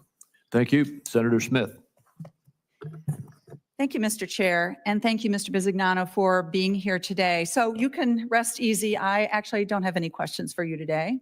I can see the handwriting on the wall here, and I've heard your responses to the questions so far. So I'd like to just take my time to make a couple of observations about where we are. I have no doubt that you approach this job with the faith that your private sector experience can help make the Social Security Administration work better. But I have no doubt. It has become clear to me that since Elon Musk's DOGE took over the Social Security Administration last month, that this administration is intent on dismantling Social Security and cutting millions of Americans' benefits, including the more than 1 million Minnesotans who rely on it. And I don't think that I've heard anything today that has changed my assessment of that. And I honestly don't think that there's anything you could say, Mr. Bisignano, that would change that either. You recently said on CNBC that you are fundamentally a DOGE person, and I take you at your word. So what I see happening here is that President Trump and Elon Musk's move fast and break things game plan is, in fact, breaking Social Security. As several of my colleagues have noted today, Musk recently called Social Security the biggest Ponzi scheme of all time and described entitlement spending as the big one to eliminate. Commerce Secretary Howard Lutnick said that if Social Security checks didn't go out, seniors like his 94-year-old mother-in-law would just assume their check would come the next month, and that would be fine. Obviously, Secretary Lutnick is not in touch with the reality that 22 million Americans, including more than 16 million seniors, would be living in poverty were it not for Social Security. Missing a check means missing dinner. Last week, Acting Social Security Commissioner Leland Dudek threatened to shut down the entire agency in a fit after a federal judge informed him that DOGE is not allowed to root around in people's private data. This is a travesty. And we can see what's going on here, and Minnesotans can see it as well. This is a wholesale effort to dismantle Social Security from the inside out. And this is not about rooting out waste and fraud and abuse, what's happening in the Social Security Administration right now. This is about undermining Social Security. Now, President Trump understands that Americans love Social Security, and so he's claimed that his administration won't touch Social Security. But that is not what is happening, and Americans can see it. They are crippling the Social Security Administration. They're making it nearly impossible for people to get their benefits. You know, Trump and Musk, President Trump and his administration, Elon Musk, are simultaneously trying to fire the people who make the Social Security system work. They're closing field offices and then requiring seniors and others to visit those offices to prove that the money that they need is theirs, that they earned. And I know what this means for Minnesota. I hear it from my constituents loud and clear when I was home last week and in my office today. Last week, the Social Security Administration announced that it would drastically reduce phone service and force people to apply for benefits in person. And yet a leaked internal memo acknowledged that this change would cause foot traffic and offices to rise sharply, but instead of expanding capacity, they're shuttering offices. So you can call this rank incompetence, or you can call it the don't know, don't care game plan that DOGE has taken across the board. But to me, it honestly looks like sabotage. So I know that Republicans are saying that they want to save Social Security, but this is a funny way to go about it. And if you want Social Security workers to feel like they're winning again, I can tell you that right now the public servants at SSA feel like they are losing, and the people that they serve are losing too. Thank you, Mr. Chair. I yield back. Thank you, Senator Lujan. Thank you, Mr. Chair. I appreciate it, sir. And thank you to Mr. Bisignano for being with us today. And just to start, Mr. Chairman, I appreciate many of my colleagues on the committee that they hit on some of the same themes and notes that I'm going to touch on today as well.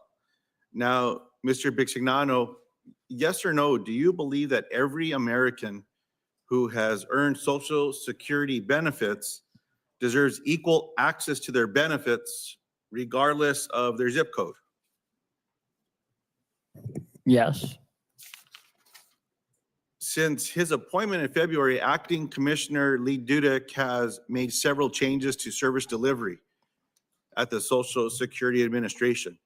One of those changes is a new requirement that all individuals applying for benefits or requesting a direct deposit change through the National 800 number visit in person a field office to verify their identity. Now, as you may know, New Mexico is a largely rural state. We're not the only one.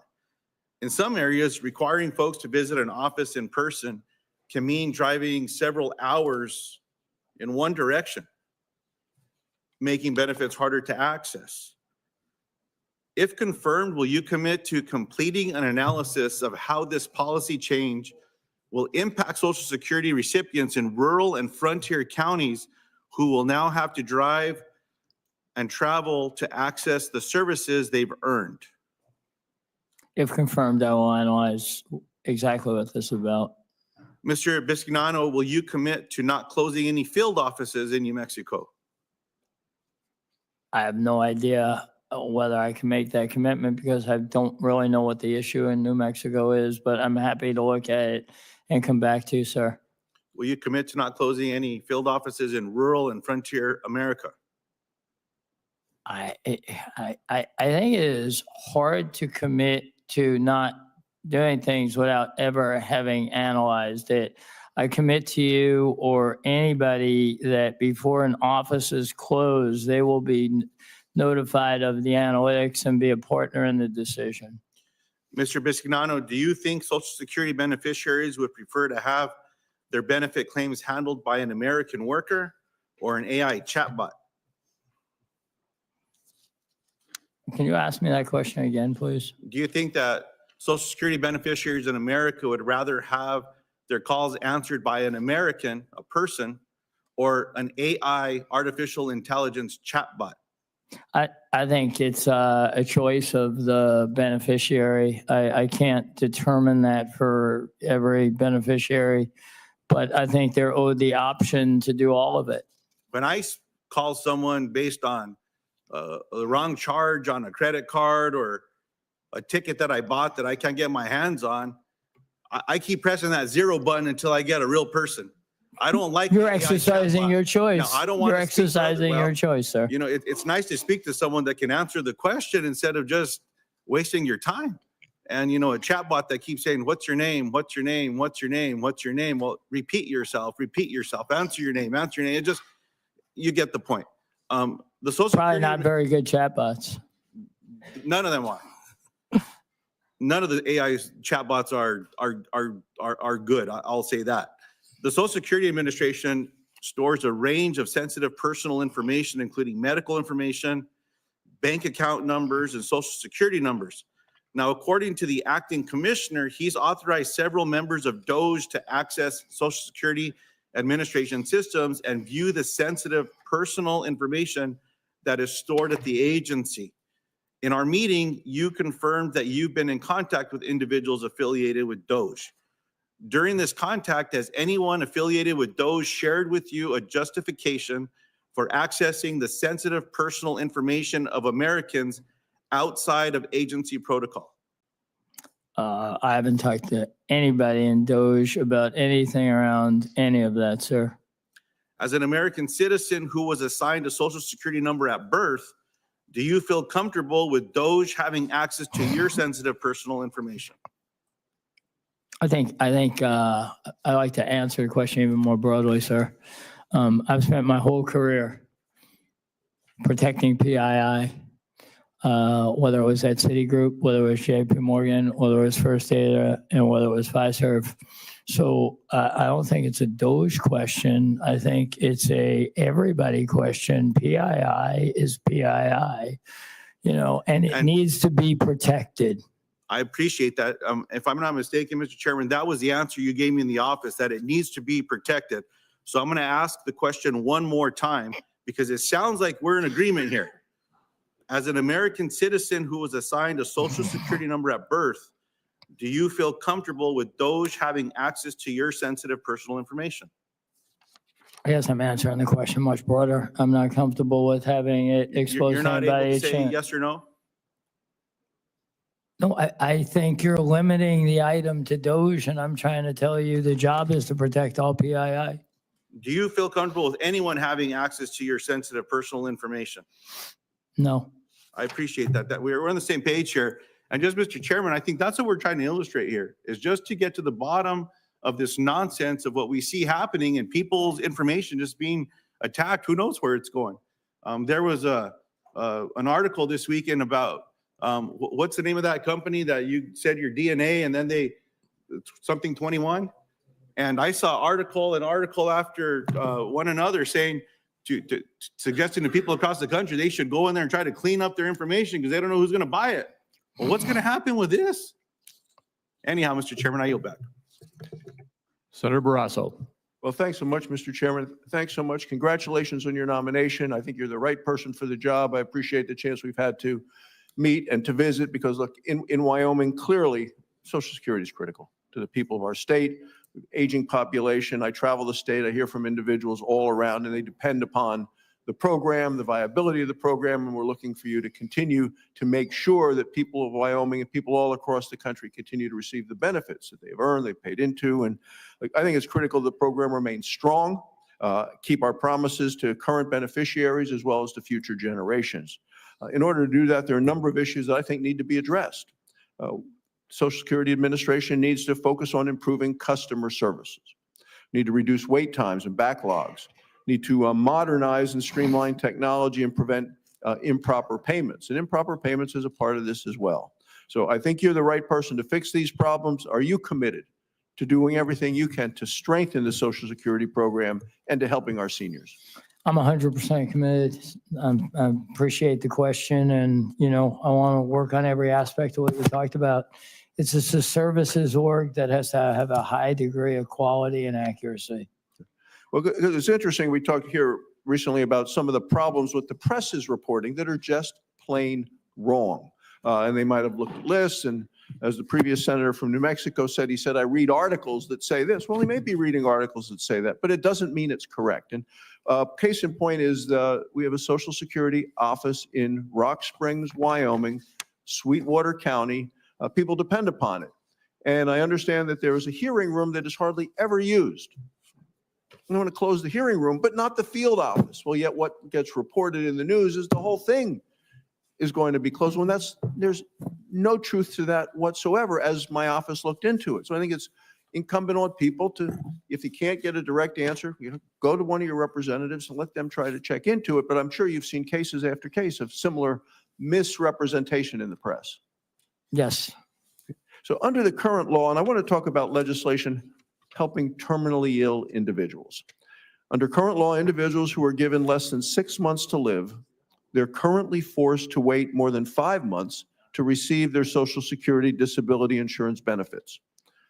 Over the last several Congresses, I've been working on a bipartisan basis across the aisle on legislation to help these people with terminal illnesses receive timely access to benefits. People facing terminal illnesses shouldn't be worrying about whether and when they're going to receive the benefits that they need, especially when they have so little time to live and they, by law, have to wait 6 months. That's why I've co-sponsored a legislation called the Expedited Disability Insurance Payments for Terminally Ill Individuals. It ends the 5-month disability insurance waiting period for those diagnosed with a terminal illness that have less than 6 months to live. It ensures people with terminal illnesses receive disability benefits in a timely manner while still preserving the integrity of the system. Last year, 30,000 people died waiting for their disability decisions from the Social Security Administration, of course, previous administration. The last thing people need to deal with when they're facing these end-of-life decisions should be concerned about trying to work their way through the red tape of the Social Security Administration. Americans or loved ones facing significant hardships should get help when they need it the most. So do you have views on the need to streamline and expedite these SSDI benefits for terminally ill individuals? Well, I think in a case like that, many of these are really about process engineering on how to change how we do it. Obviously that should hit, high priority because of the sensitivity of the issue. And I'm happy to go look at it if I'm fortunate enough to be confirmed, sir. So will you commit to working with me, with my office, including providing technical assistance as needed on making sure that we can get through this red tape? Yes, sir. Okay. In terms of improving customer service, and my colleague from New Mexico was just asking the same thing about the average wait times on the national 800 numbers doubled from about 20 minutes in 2019 to over 40 minutes in 2024 under the last administration. Days and days, what are your plans for addressing performance management and improving customer service? I think call centers is one of the easiest areas to manage and monitor and generate individual performance reports and collective performance reports. I also think that we need to ensure that we have the right technology for the agents who answer the phones, right? Because obviously we got to look at what the length and duration of call is, what they have to do to answer the call, what they have to do to collect the information. I think AI, while still talking to a human, can help the person, the call center agent, get to the problem much quicker. And final question, Mr. Chairman, I know my time has expired. What's the biggest obstacle that you might face in trying to upgrade the systems and the infrastructure, as you just talked about the technology? I think it's all about will. I think it's all about will. If you want to get it done, it's not hard to get it done. Thank you, Mr. Chairman. Thank you, Senator Welch. Thank you. And I want to tell the senator from Wyoming that I commit to working with you, getting those benefits for terminally ill people. Thank you. We had a very good meeting and I appreciate it. You've got incredible experience. And one of the things you have experience in is cutting costs and making things more efficient. Here's my question. When you did that, you would examine the function in the program and assess where changes could be made. That might include changes that reduce personnel, but it also might be a function where you had inadequate personnel. And the point would be to enhance the delivery of the purpose of that mission. Isn't that right? Yes. Yeah. And this gets to DOGE. Here's my problem with DOGE. It's not about efficiency. There's nobody here who doesn't want to have our committee run more efficiently. No, or our Congress run more efficiently. No, you first among them. But just my point here is it's a point you've made, Mr. Chairman. But what's happened with DOGE in the news is in on this. I mean, this isn't a debatable proposition. They're cutting first, shooting first and aiming later. And it's really had incredibly damaging effects on what's going on. Just this morning, all of us are concerned about the service that is being provided to the citizens that we all represent. But there was an article in the Washington Post that just was talking about how the service is totally deteriorating. The wait times are longer than ever. That's been in the Wall Street Journal as well. And with DOGE doing this, isn't that upside down where they shoot first and aim later? Just as a matter of process, not asking you to comment on the great Elon Musk. What's the question? The question is, doesn't it make sense for an agency whose goal is to have it place be more efficient to study the function first before they start firing people? Yeah, I think, first of all, I think that the agency needs is a multidisciplinary. No, but I mean, that's what I'm asking. I mean, let's be just direct here. DOGE has sent out termination notices to people by DOGE employees who have no idea who the people are that they're firing. They just know they're on a list and they need a body count in order to be able to claim they're saving money. But nobody took a look at what the function was before they started firing people. I mean, have you ever done that in all of the time of your successful career? That's been the hallmark of being able to make organizations run more efficiently? Would you do it that way? No.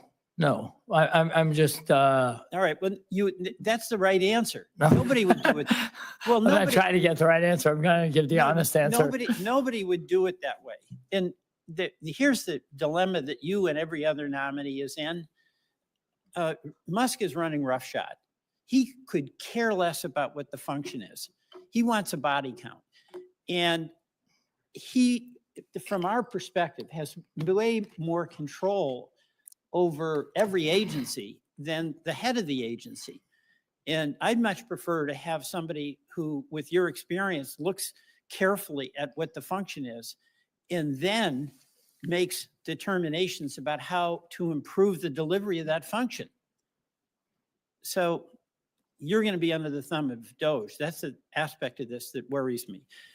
I'm planning on running the agency, reporting to the president, and I think the president has made it clear that DOGE is there for input, but the agency heads own their decisions. Keep Musk the hell out of Social Security, please. Totally. One Vermonter contacted me about the death benefit. I think we talked about this in my office. We did. I appreciate the time in your office. 1955, Mr. Chairman, is when the death benefit in Social Security was established, $255. It doesn't go as far today as it did as it did before. And I want to work to have that come up to 2025 standards. Do you support doing that in a way that's fiscally responsible for the Social Security benefits? As I say in your office, I'm happy to work on it with you. Okay, thank you. I yield back. Thank you. Senator Warnock. Thank you, Chairman Crapo. Mr. Bisignano, welcome to you and to your family present today. Congratulations Thank on you. your nomination. Thank you for meeting with me in my office a couple of weeks ago. I enjoyed that. Thank you. And thank you. I look forward to continuing our conversation. I want to follow up on some of the issues that we discussed in my office. When we met, I shared with you my strong view that retirees in Georgia who rely on Social Security deserve reliable, timely delivery of their full benefits with world-class customer service. And you've got a long record of delivering that in the private sphere. That's why so many Georgians and I were alarmed looking at what's happening last month when several news outlets reported that Elon Musk and his DOGE team announced on their own website plans to permanently close 5 Social Security customer service offices throughout Georgia. These closures in Brunswick, Columbus, Gainesville, Thomasville, and Vidalia would give Georgia the highest number of planned Social Security office closures of any state. Those 5 cities represent 5 counties with over 136,000 people who rely on Social Security benefits. But since I raised the alarm, since I made some noise about this, DOGE is suddenly out on X, I guess that's what you call the platform now, denying the closures that it posted on its own website. They posted those closures on their website. And now no one seems to know what's true or whether or not these announced closures will affect Georgians' access to their benefits or other services. So, sir, I know that you aren't currently at the Social Security Administration. And perhaps you can't speak to the plans hatched by Elon Musk or DOGE without you. But if you're confirmed to lead the agency, Americans deserve to know who will actually be in charge of their benefits. I think we heard an answer from you a moment ago from my colleague, but I'm going to ask you again for the record. Where will the buck stop on this decision, specifically with respect to office closures? As someone who represents a state where they announced 5 closures, I made noise about it. It was on their website. Then they withdrew them and acted like I made it up. They put it on their website. I just need to know when it comes to office closures, who's going to be making that decision, you or Elon Musk? Me. That's a good answer. And so I hope to be able to follow up with you And I'm on that. 100% available for you, sir. What was that? I'm 100% available for you. I appreciate that. And not with, I appreciate that, but so that the seniors in my state, those are the folks I'm concerned about. Yeah. My That own makes 2 of mom us. and others. Will you commit to keeping all field offices in my state open for Georgia seniors? You know, I've asked this question more than one time today, and what I will commit to is that there will be no decision made without you knowing about it. I have no intent to close field offices, but I've studied nothing on the topic.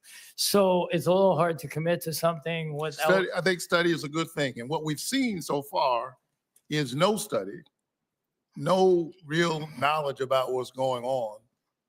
Just an effort to close offices to be able to announce that you're addressing waste, fraud, and abuse. And we all know this is true, regardless of whether we're Democrats or Republicans, because then they've had to go back and rehire some of the people they fired. And you're a businessman, sir, and you said earlier you wouldn't operate in this way. And the reason I'm asking about these field offices and these announced changes, because it could lead to an increase of 7 million visits to field offices per year across the country. The fact that they're now not allowing you to call on the phone. An estimated 200,000 additional visits in Georgia alone, which is why, frankly, I think that it's a terrible idea. But if confirmed, will you commit to increase staffing at Georgia field offices to account for this massive expected increase in appointments and to help ensure Georgians can easily and efficiently make appointments? Let me be clear about what I'm asking. If you're no longer able to call on the phone, which is a decision that's already been made, and you got to go online or go to the office and actually have an in-person appointment, you're gonna have a backlog. So I want to know what's the answer to that. How is it that I can assure the seniors in my church that their lines are going to get longer and longer? I disagree with the Commerce Secretary who said, well, if his mother-in-law missed a check, she wouldn't worry about it. I guess she wouldn't. Her son-in-law is a billionaire. That is not the story of the seniors in my church. Will you make sure that they have access to find out what's going on with the benefits that they have earned? Senator, first of all, thank you very much. I've spent my career overseeing financial institutions, and today I serve 3,500 financial institutions in America. And that means we have community banks, rural banks, and I know what it means to have to serve neighborhoods and also serve rural communities. My commitment is that it will be a fact-based, rule-based organization we run, that we will ensure we have the staffing to get the best level of service for our constituents. So I'm giving you a longer answer, but we will have the talent that we need to get the job done at a service level better than today's. I appreciate the answer.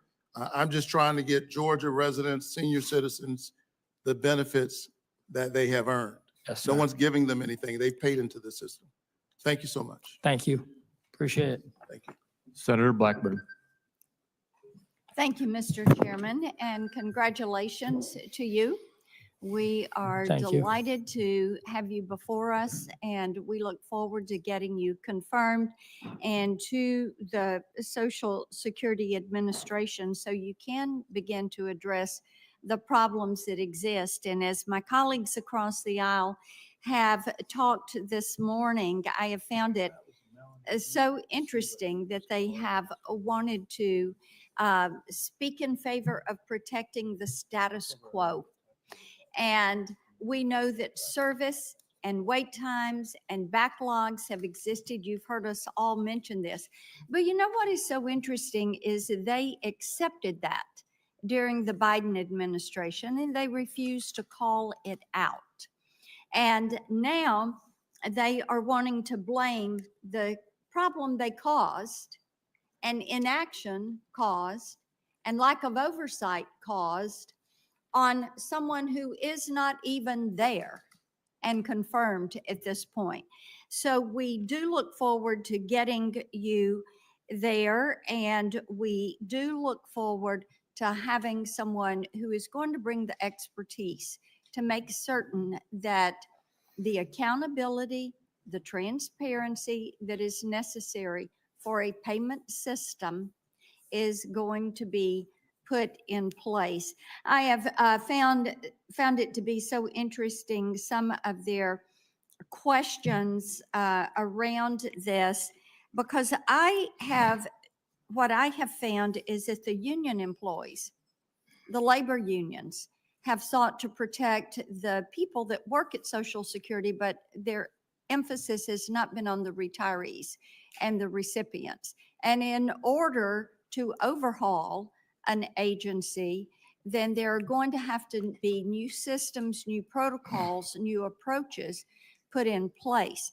So when you are confirmed, I would hope that your emphasis will be on protecting those retirees and their payments and not on protecting these labor unions, and that you will go through this process of right-sizing, downsizing, and eliminating some of these union employees who have really been obstructionist in this process. I plan on assessing everything we have and having it operate optimally in a manner that serves our beneficiaries, all the people who have paid into the system with their hard-earned money. You mentioned in several of your responses today using AI and quantum networks, AI. Basically, what I've discerned from what you've said is you would more or less build a new infrastructure. Is that accurate? Well, I think we would, in order to get there quickly, many times you keep what you have, but you peel away parts of it technically. You build a middle layer, and then you put in modern technology in front of it. When I took over First Data, it was a lumbering legacy company that was supposed to be out of business. And we had the same situation, but we're able to build a product called Clover, which became the leading small business software technology. And that was able to change the paradigm of the company. I feel we could do the same thing with Social Security. I think we have a strategic advantage with AI. I think we can make all of the work simpler, easier within the department. I think we could drive the accuracy level, multiple decibels to the right. And then speak as your approach to fraud and improper payments by using technology to trace and chase. Yeah, I mean, today I help 3,500 banks figure out how to eliminate their fraud. It's a data business. We can protect all the PII in the world. We don't need to expose any PII to minimize fraud. We need to use better analytic tools. Obviously one of the things I'm going to look at is the anti-fraud group and understand how well we're doing there and do they have the right tools to do their job. We appreciate that. We know you have done this for other companies. You have that expertise.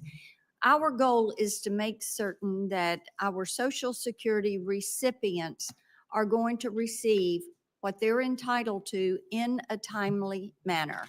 And we know that rooting out the waste and the fraud and the improper payments will help to assure that they get every single penny they're entitled to. Thank you so much. We look forward to confirming you. Thank you, Mr. Chairman. Thank you. Senator Tillis. Thank you, Mr. Chairman. Mr. Bisignano, thank you for being here. I also appreciate you taking time to meet with my staff. I apologize for not being able to meet with you, but I'd already decided I was going to confirm or vote in support of your confirmation. You have exactly the right sort of skills that we need in this, whether it's your business acumen that helped turn around the mortgage banking business unit at JPMC in the middle of a fiscal crisis, whether it's the Clover project. You've got a pretty wide array of experience that I think is going to serve the agency well. One thing I would encourage you to do, Mr. O'Malley, I supported his confirmation. That there are things that as you get in there, give me just an indication. There's this current body of work that some of which makes sense. The key performance indicators are not moving in the right direction yet. But give me an idea of what your first 30, 60, 90 days looks like in the agency. I think, first of all, this conversation about the field offices, I want to understand how they actually operate. And you answer that question. We want what you're going to find out is after you do the analytics, every member of Congress, except for me probably, will like your analytics, except to the extent that it affects one of their offices in their district or state. Yes. And you have my commitment. If you present analytics that say the best and highest use of American taxpayer dollars to support those who are on Social Security is somewhere else, then I'm going to support it. Do not pull any punches. Go after it the way you would in private sector, but continue. Yeah, I think secondly, the phone rings a lot and we don't answer it a lot. We got to understand, why is it ringing? What are the staffing levels we need to do the job? What's the technology that we need to do the job? And when I say the staffing levels, that doesn't mean I'm saying we need to add people. We may not know how to shift manage right. Or you may not have the right people in the roles. Yeah, so I think it's assessing where we're meeting beneficiaries, because job one is taking care of all those that rely on this. There'll be a full tech assessment. Are you going to be the executive sponsor for the transformation of Social Security? 100%. Do you see anybody else being outside of the organization be anything more than advisors and strategists to Nope. help you to that role? Never in my career. Would Never. you ever knowingly allow any PII to be viewed by anyone who's not authorized part of a process that you're running? Never in my life.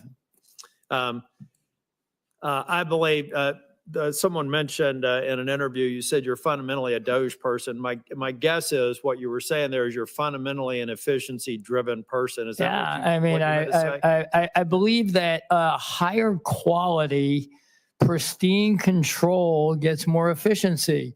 The largest thing that causes large expense in a company is bad control environments.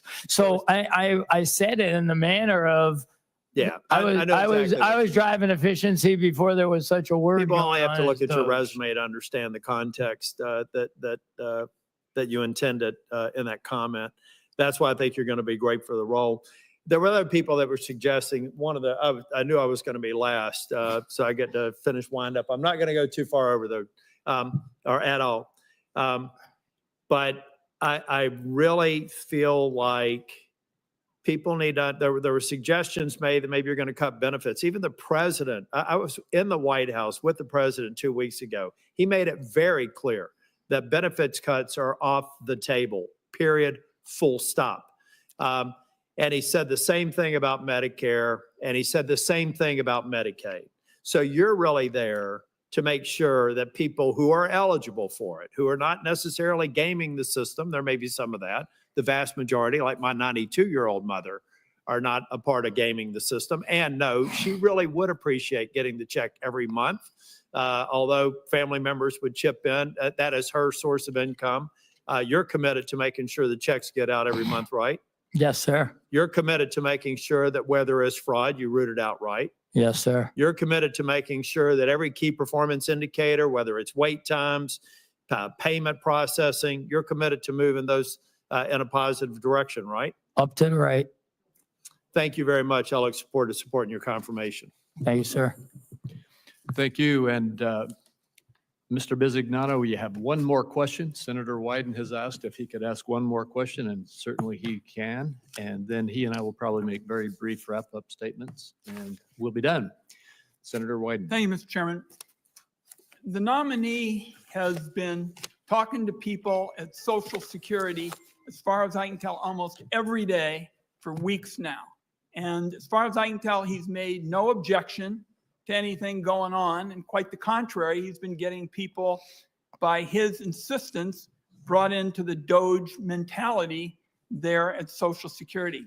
So my question to our nominee today is, I look at DOGE and I say to myself, I'm dying to know what our nominee would give the DOGE people for a grade. What kind of grade would you give them for the last couple of months? Because I look around and I see phones out of whack, offices out of whack, databases being invaded. I'm not sure I'd give them a very good grade, but you're a DOGE guy. What kind of grade would you give them for the first couple months? I'm a high quality provider of services to customers. I have my whole life, right? When you look at any indicator of mine, it's about increasing control, increasing employee satisfaction. Respectfully, that's not the question. I'm about to answer. Appraisal of what their track record is for the first couple of months. I was trying to get to the Please. answer, sir. Right? I believe you need to focus on the client, and in this case, it's the beneficiary, right? And at this point in time, what I see is an acting commissioner that has maybe been put in a position. As I've said, I do not talk to him. I do not know him, but there's no substitute for experience. I have experience at this. I have experience at this inside and out. Motivating people, delivering for clients, that being the beneficiaries here, being rule-based, being overseen by regulators, reporting to authority, the Senate Finance Committee, as opposed to a board of directors. And, I think we have somebody in the acting role, and you hear him in the papers every day.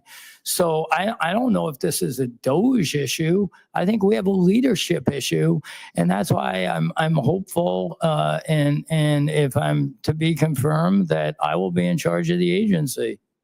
So let the record show that I asked our nominee twice to give a grade for the DOGE operation. He said he's not even sure it has anything to do with them. I can tell you, my constituents, I have town hall meetings, open to all. I've had more than 1,100 of them, every county, every year. They are terrified because they can't get through on a phone.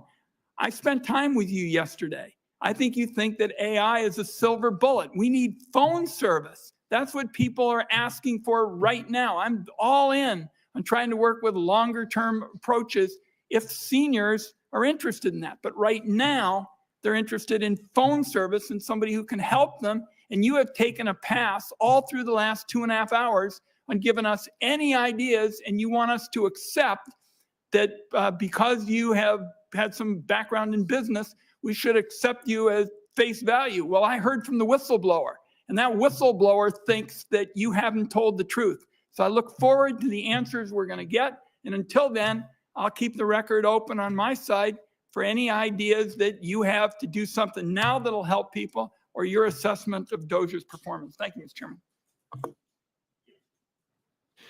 All right, thank you. We're ready to wrap it up now. And I just want to say, I think that what you have shown today, Mr. Bisignano, is that you are the person that needs to have this job. You know how to deliver what we all want from Social Security. And we are all looking forward to moving ahead expeditiously with your nomination. I want to repeat something that Senator Tillis said. The attack all day has been on DOGE and undercutting Social Security and shutting it down or privatizing it or whatever it is. The bottom line is the President of the United States has said very clearly that we are not going to cut Social Security benefits. He has said we are not going to cut Medicare benefits, and we are not going to cut Medicaid benefits. And no matter what folks, whether it's the media or whether it is those who want to attack the administration, want to say, the reality is that it is scare tactics. We look forward to having you at the Social Security Administration to deliver on the performance that you've discussed so well today. And we thank you for being willing to step into this situation and help our country. With that, this hearing is adjourned. Thank you, sir.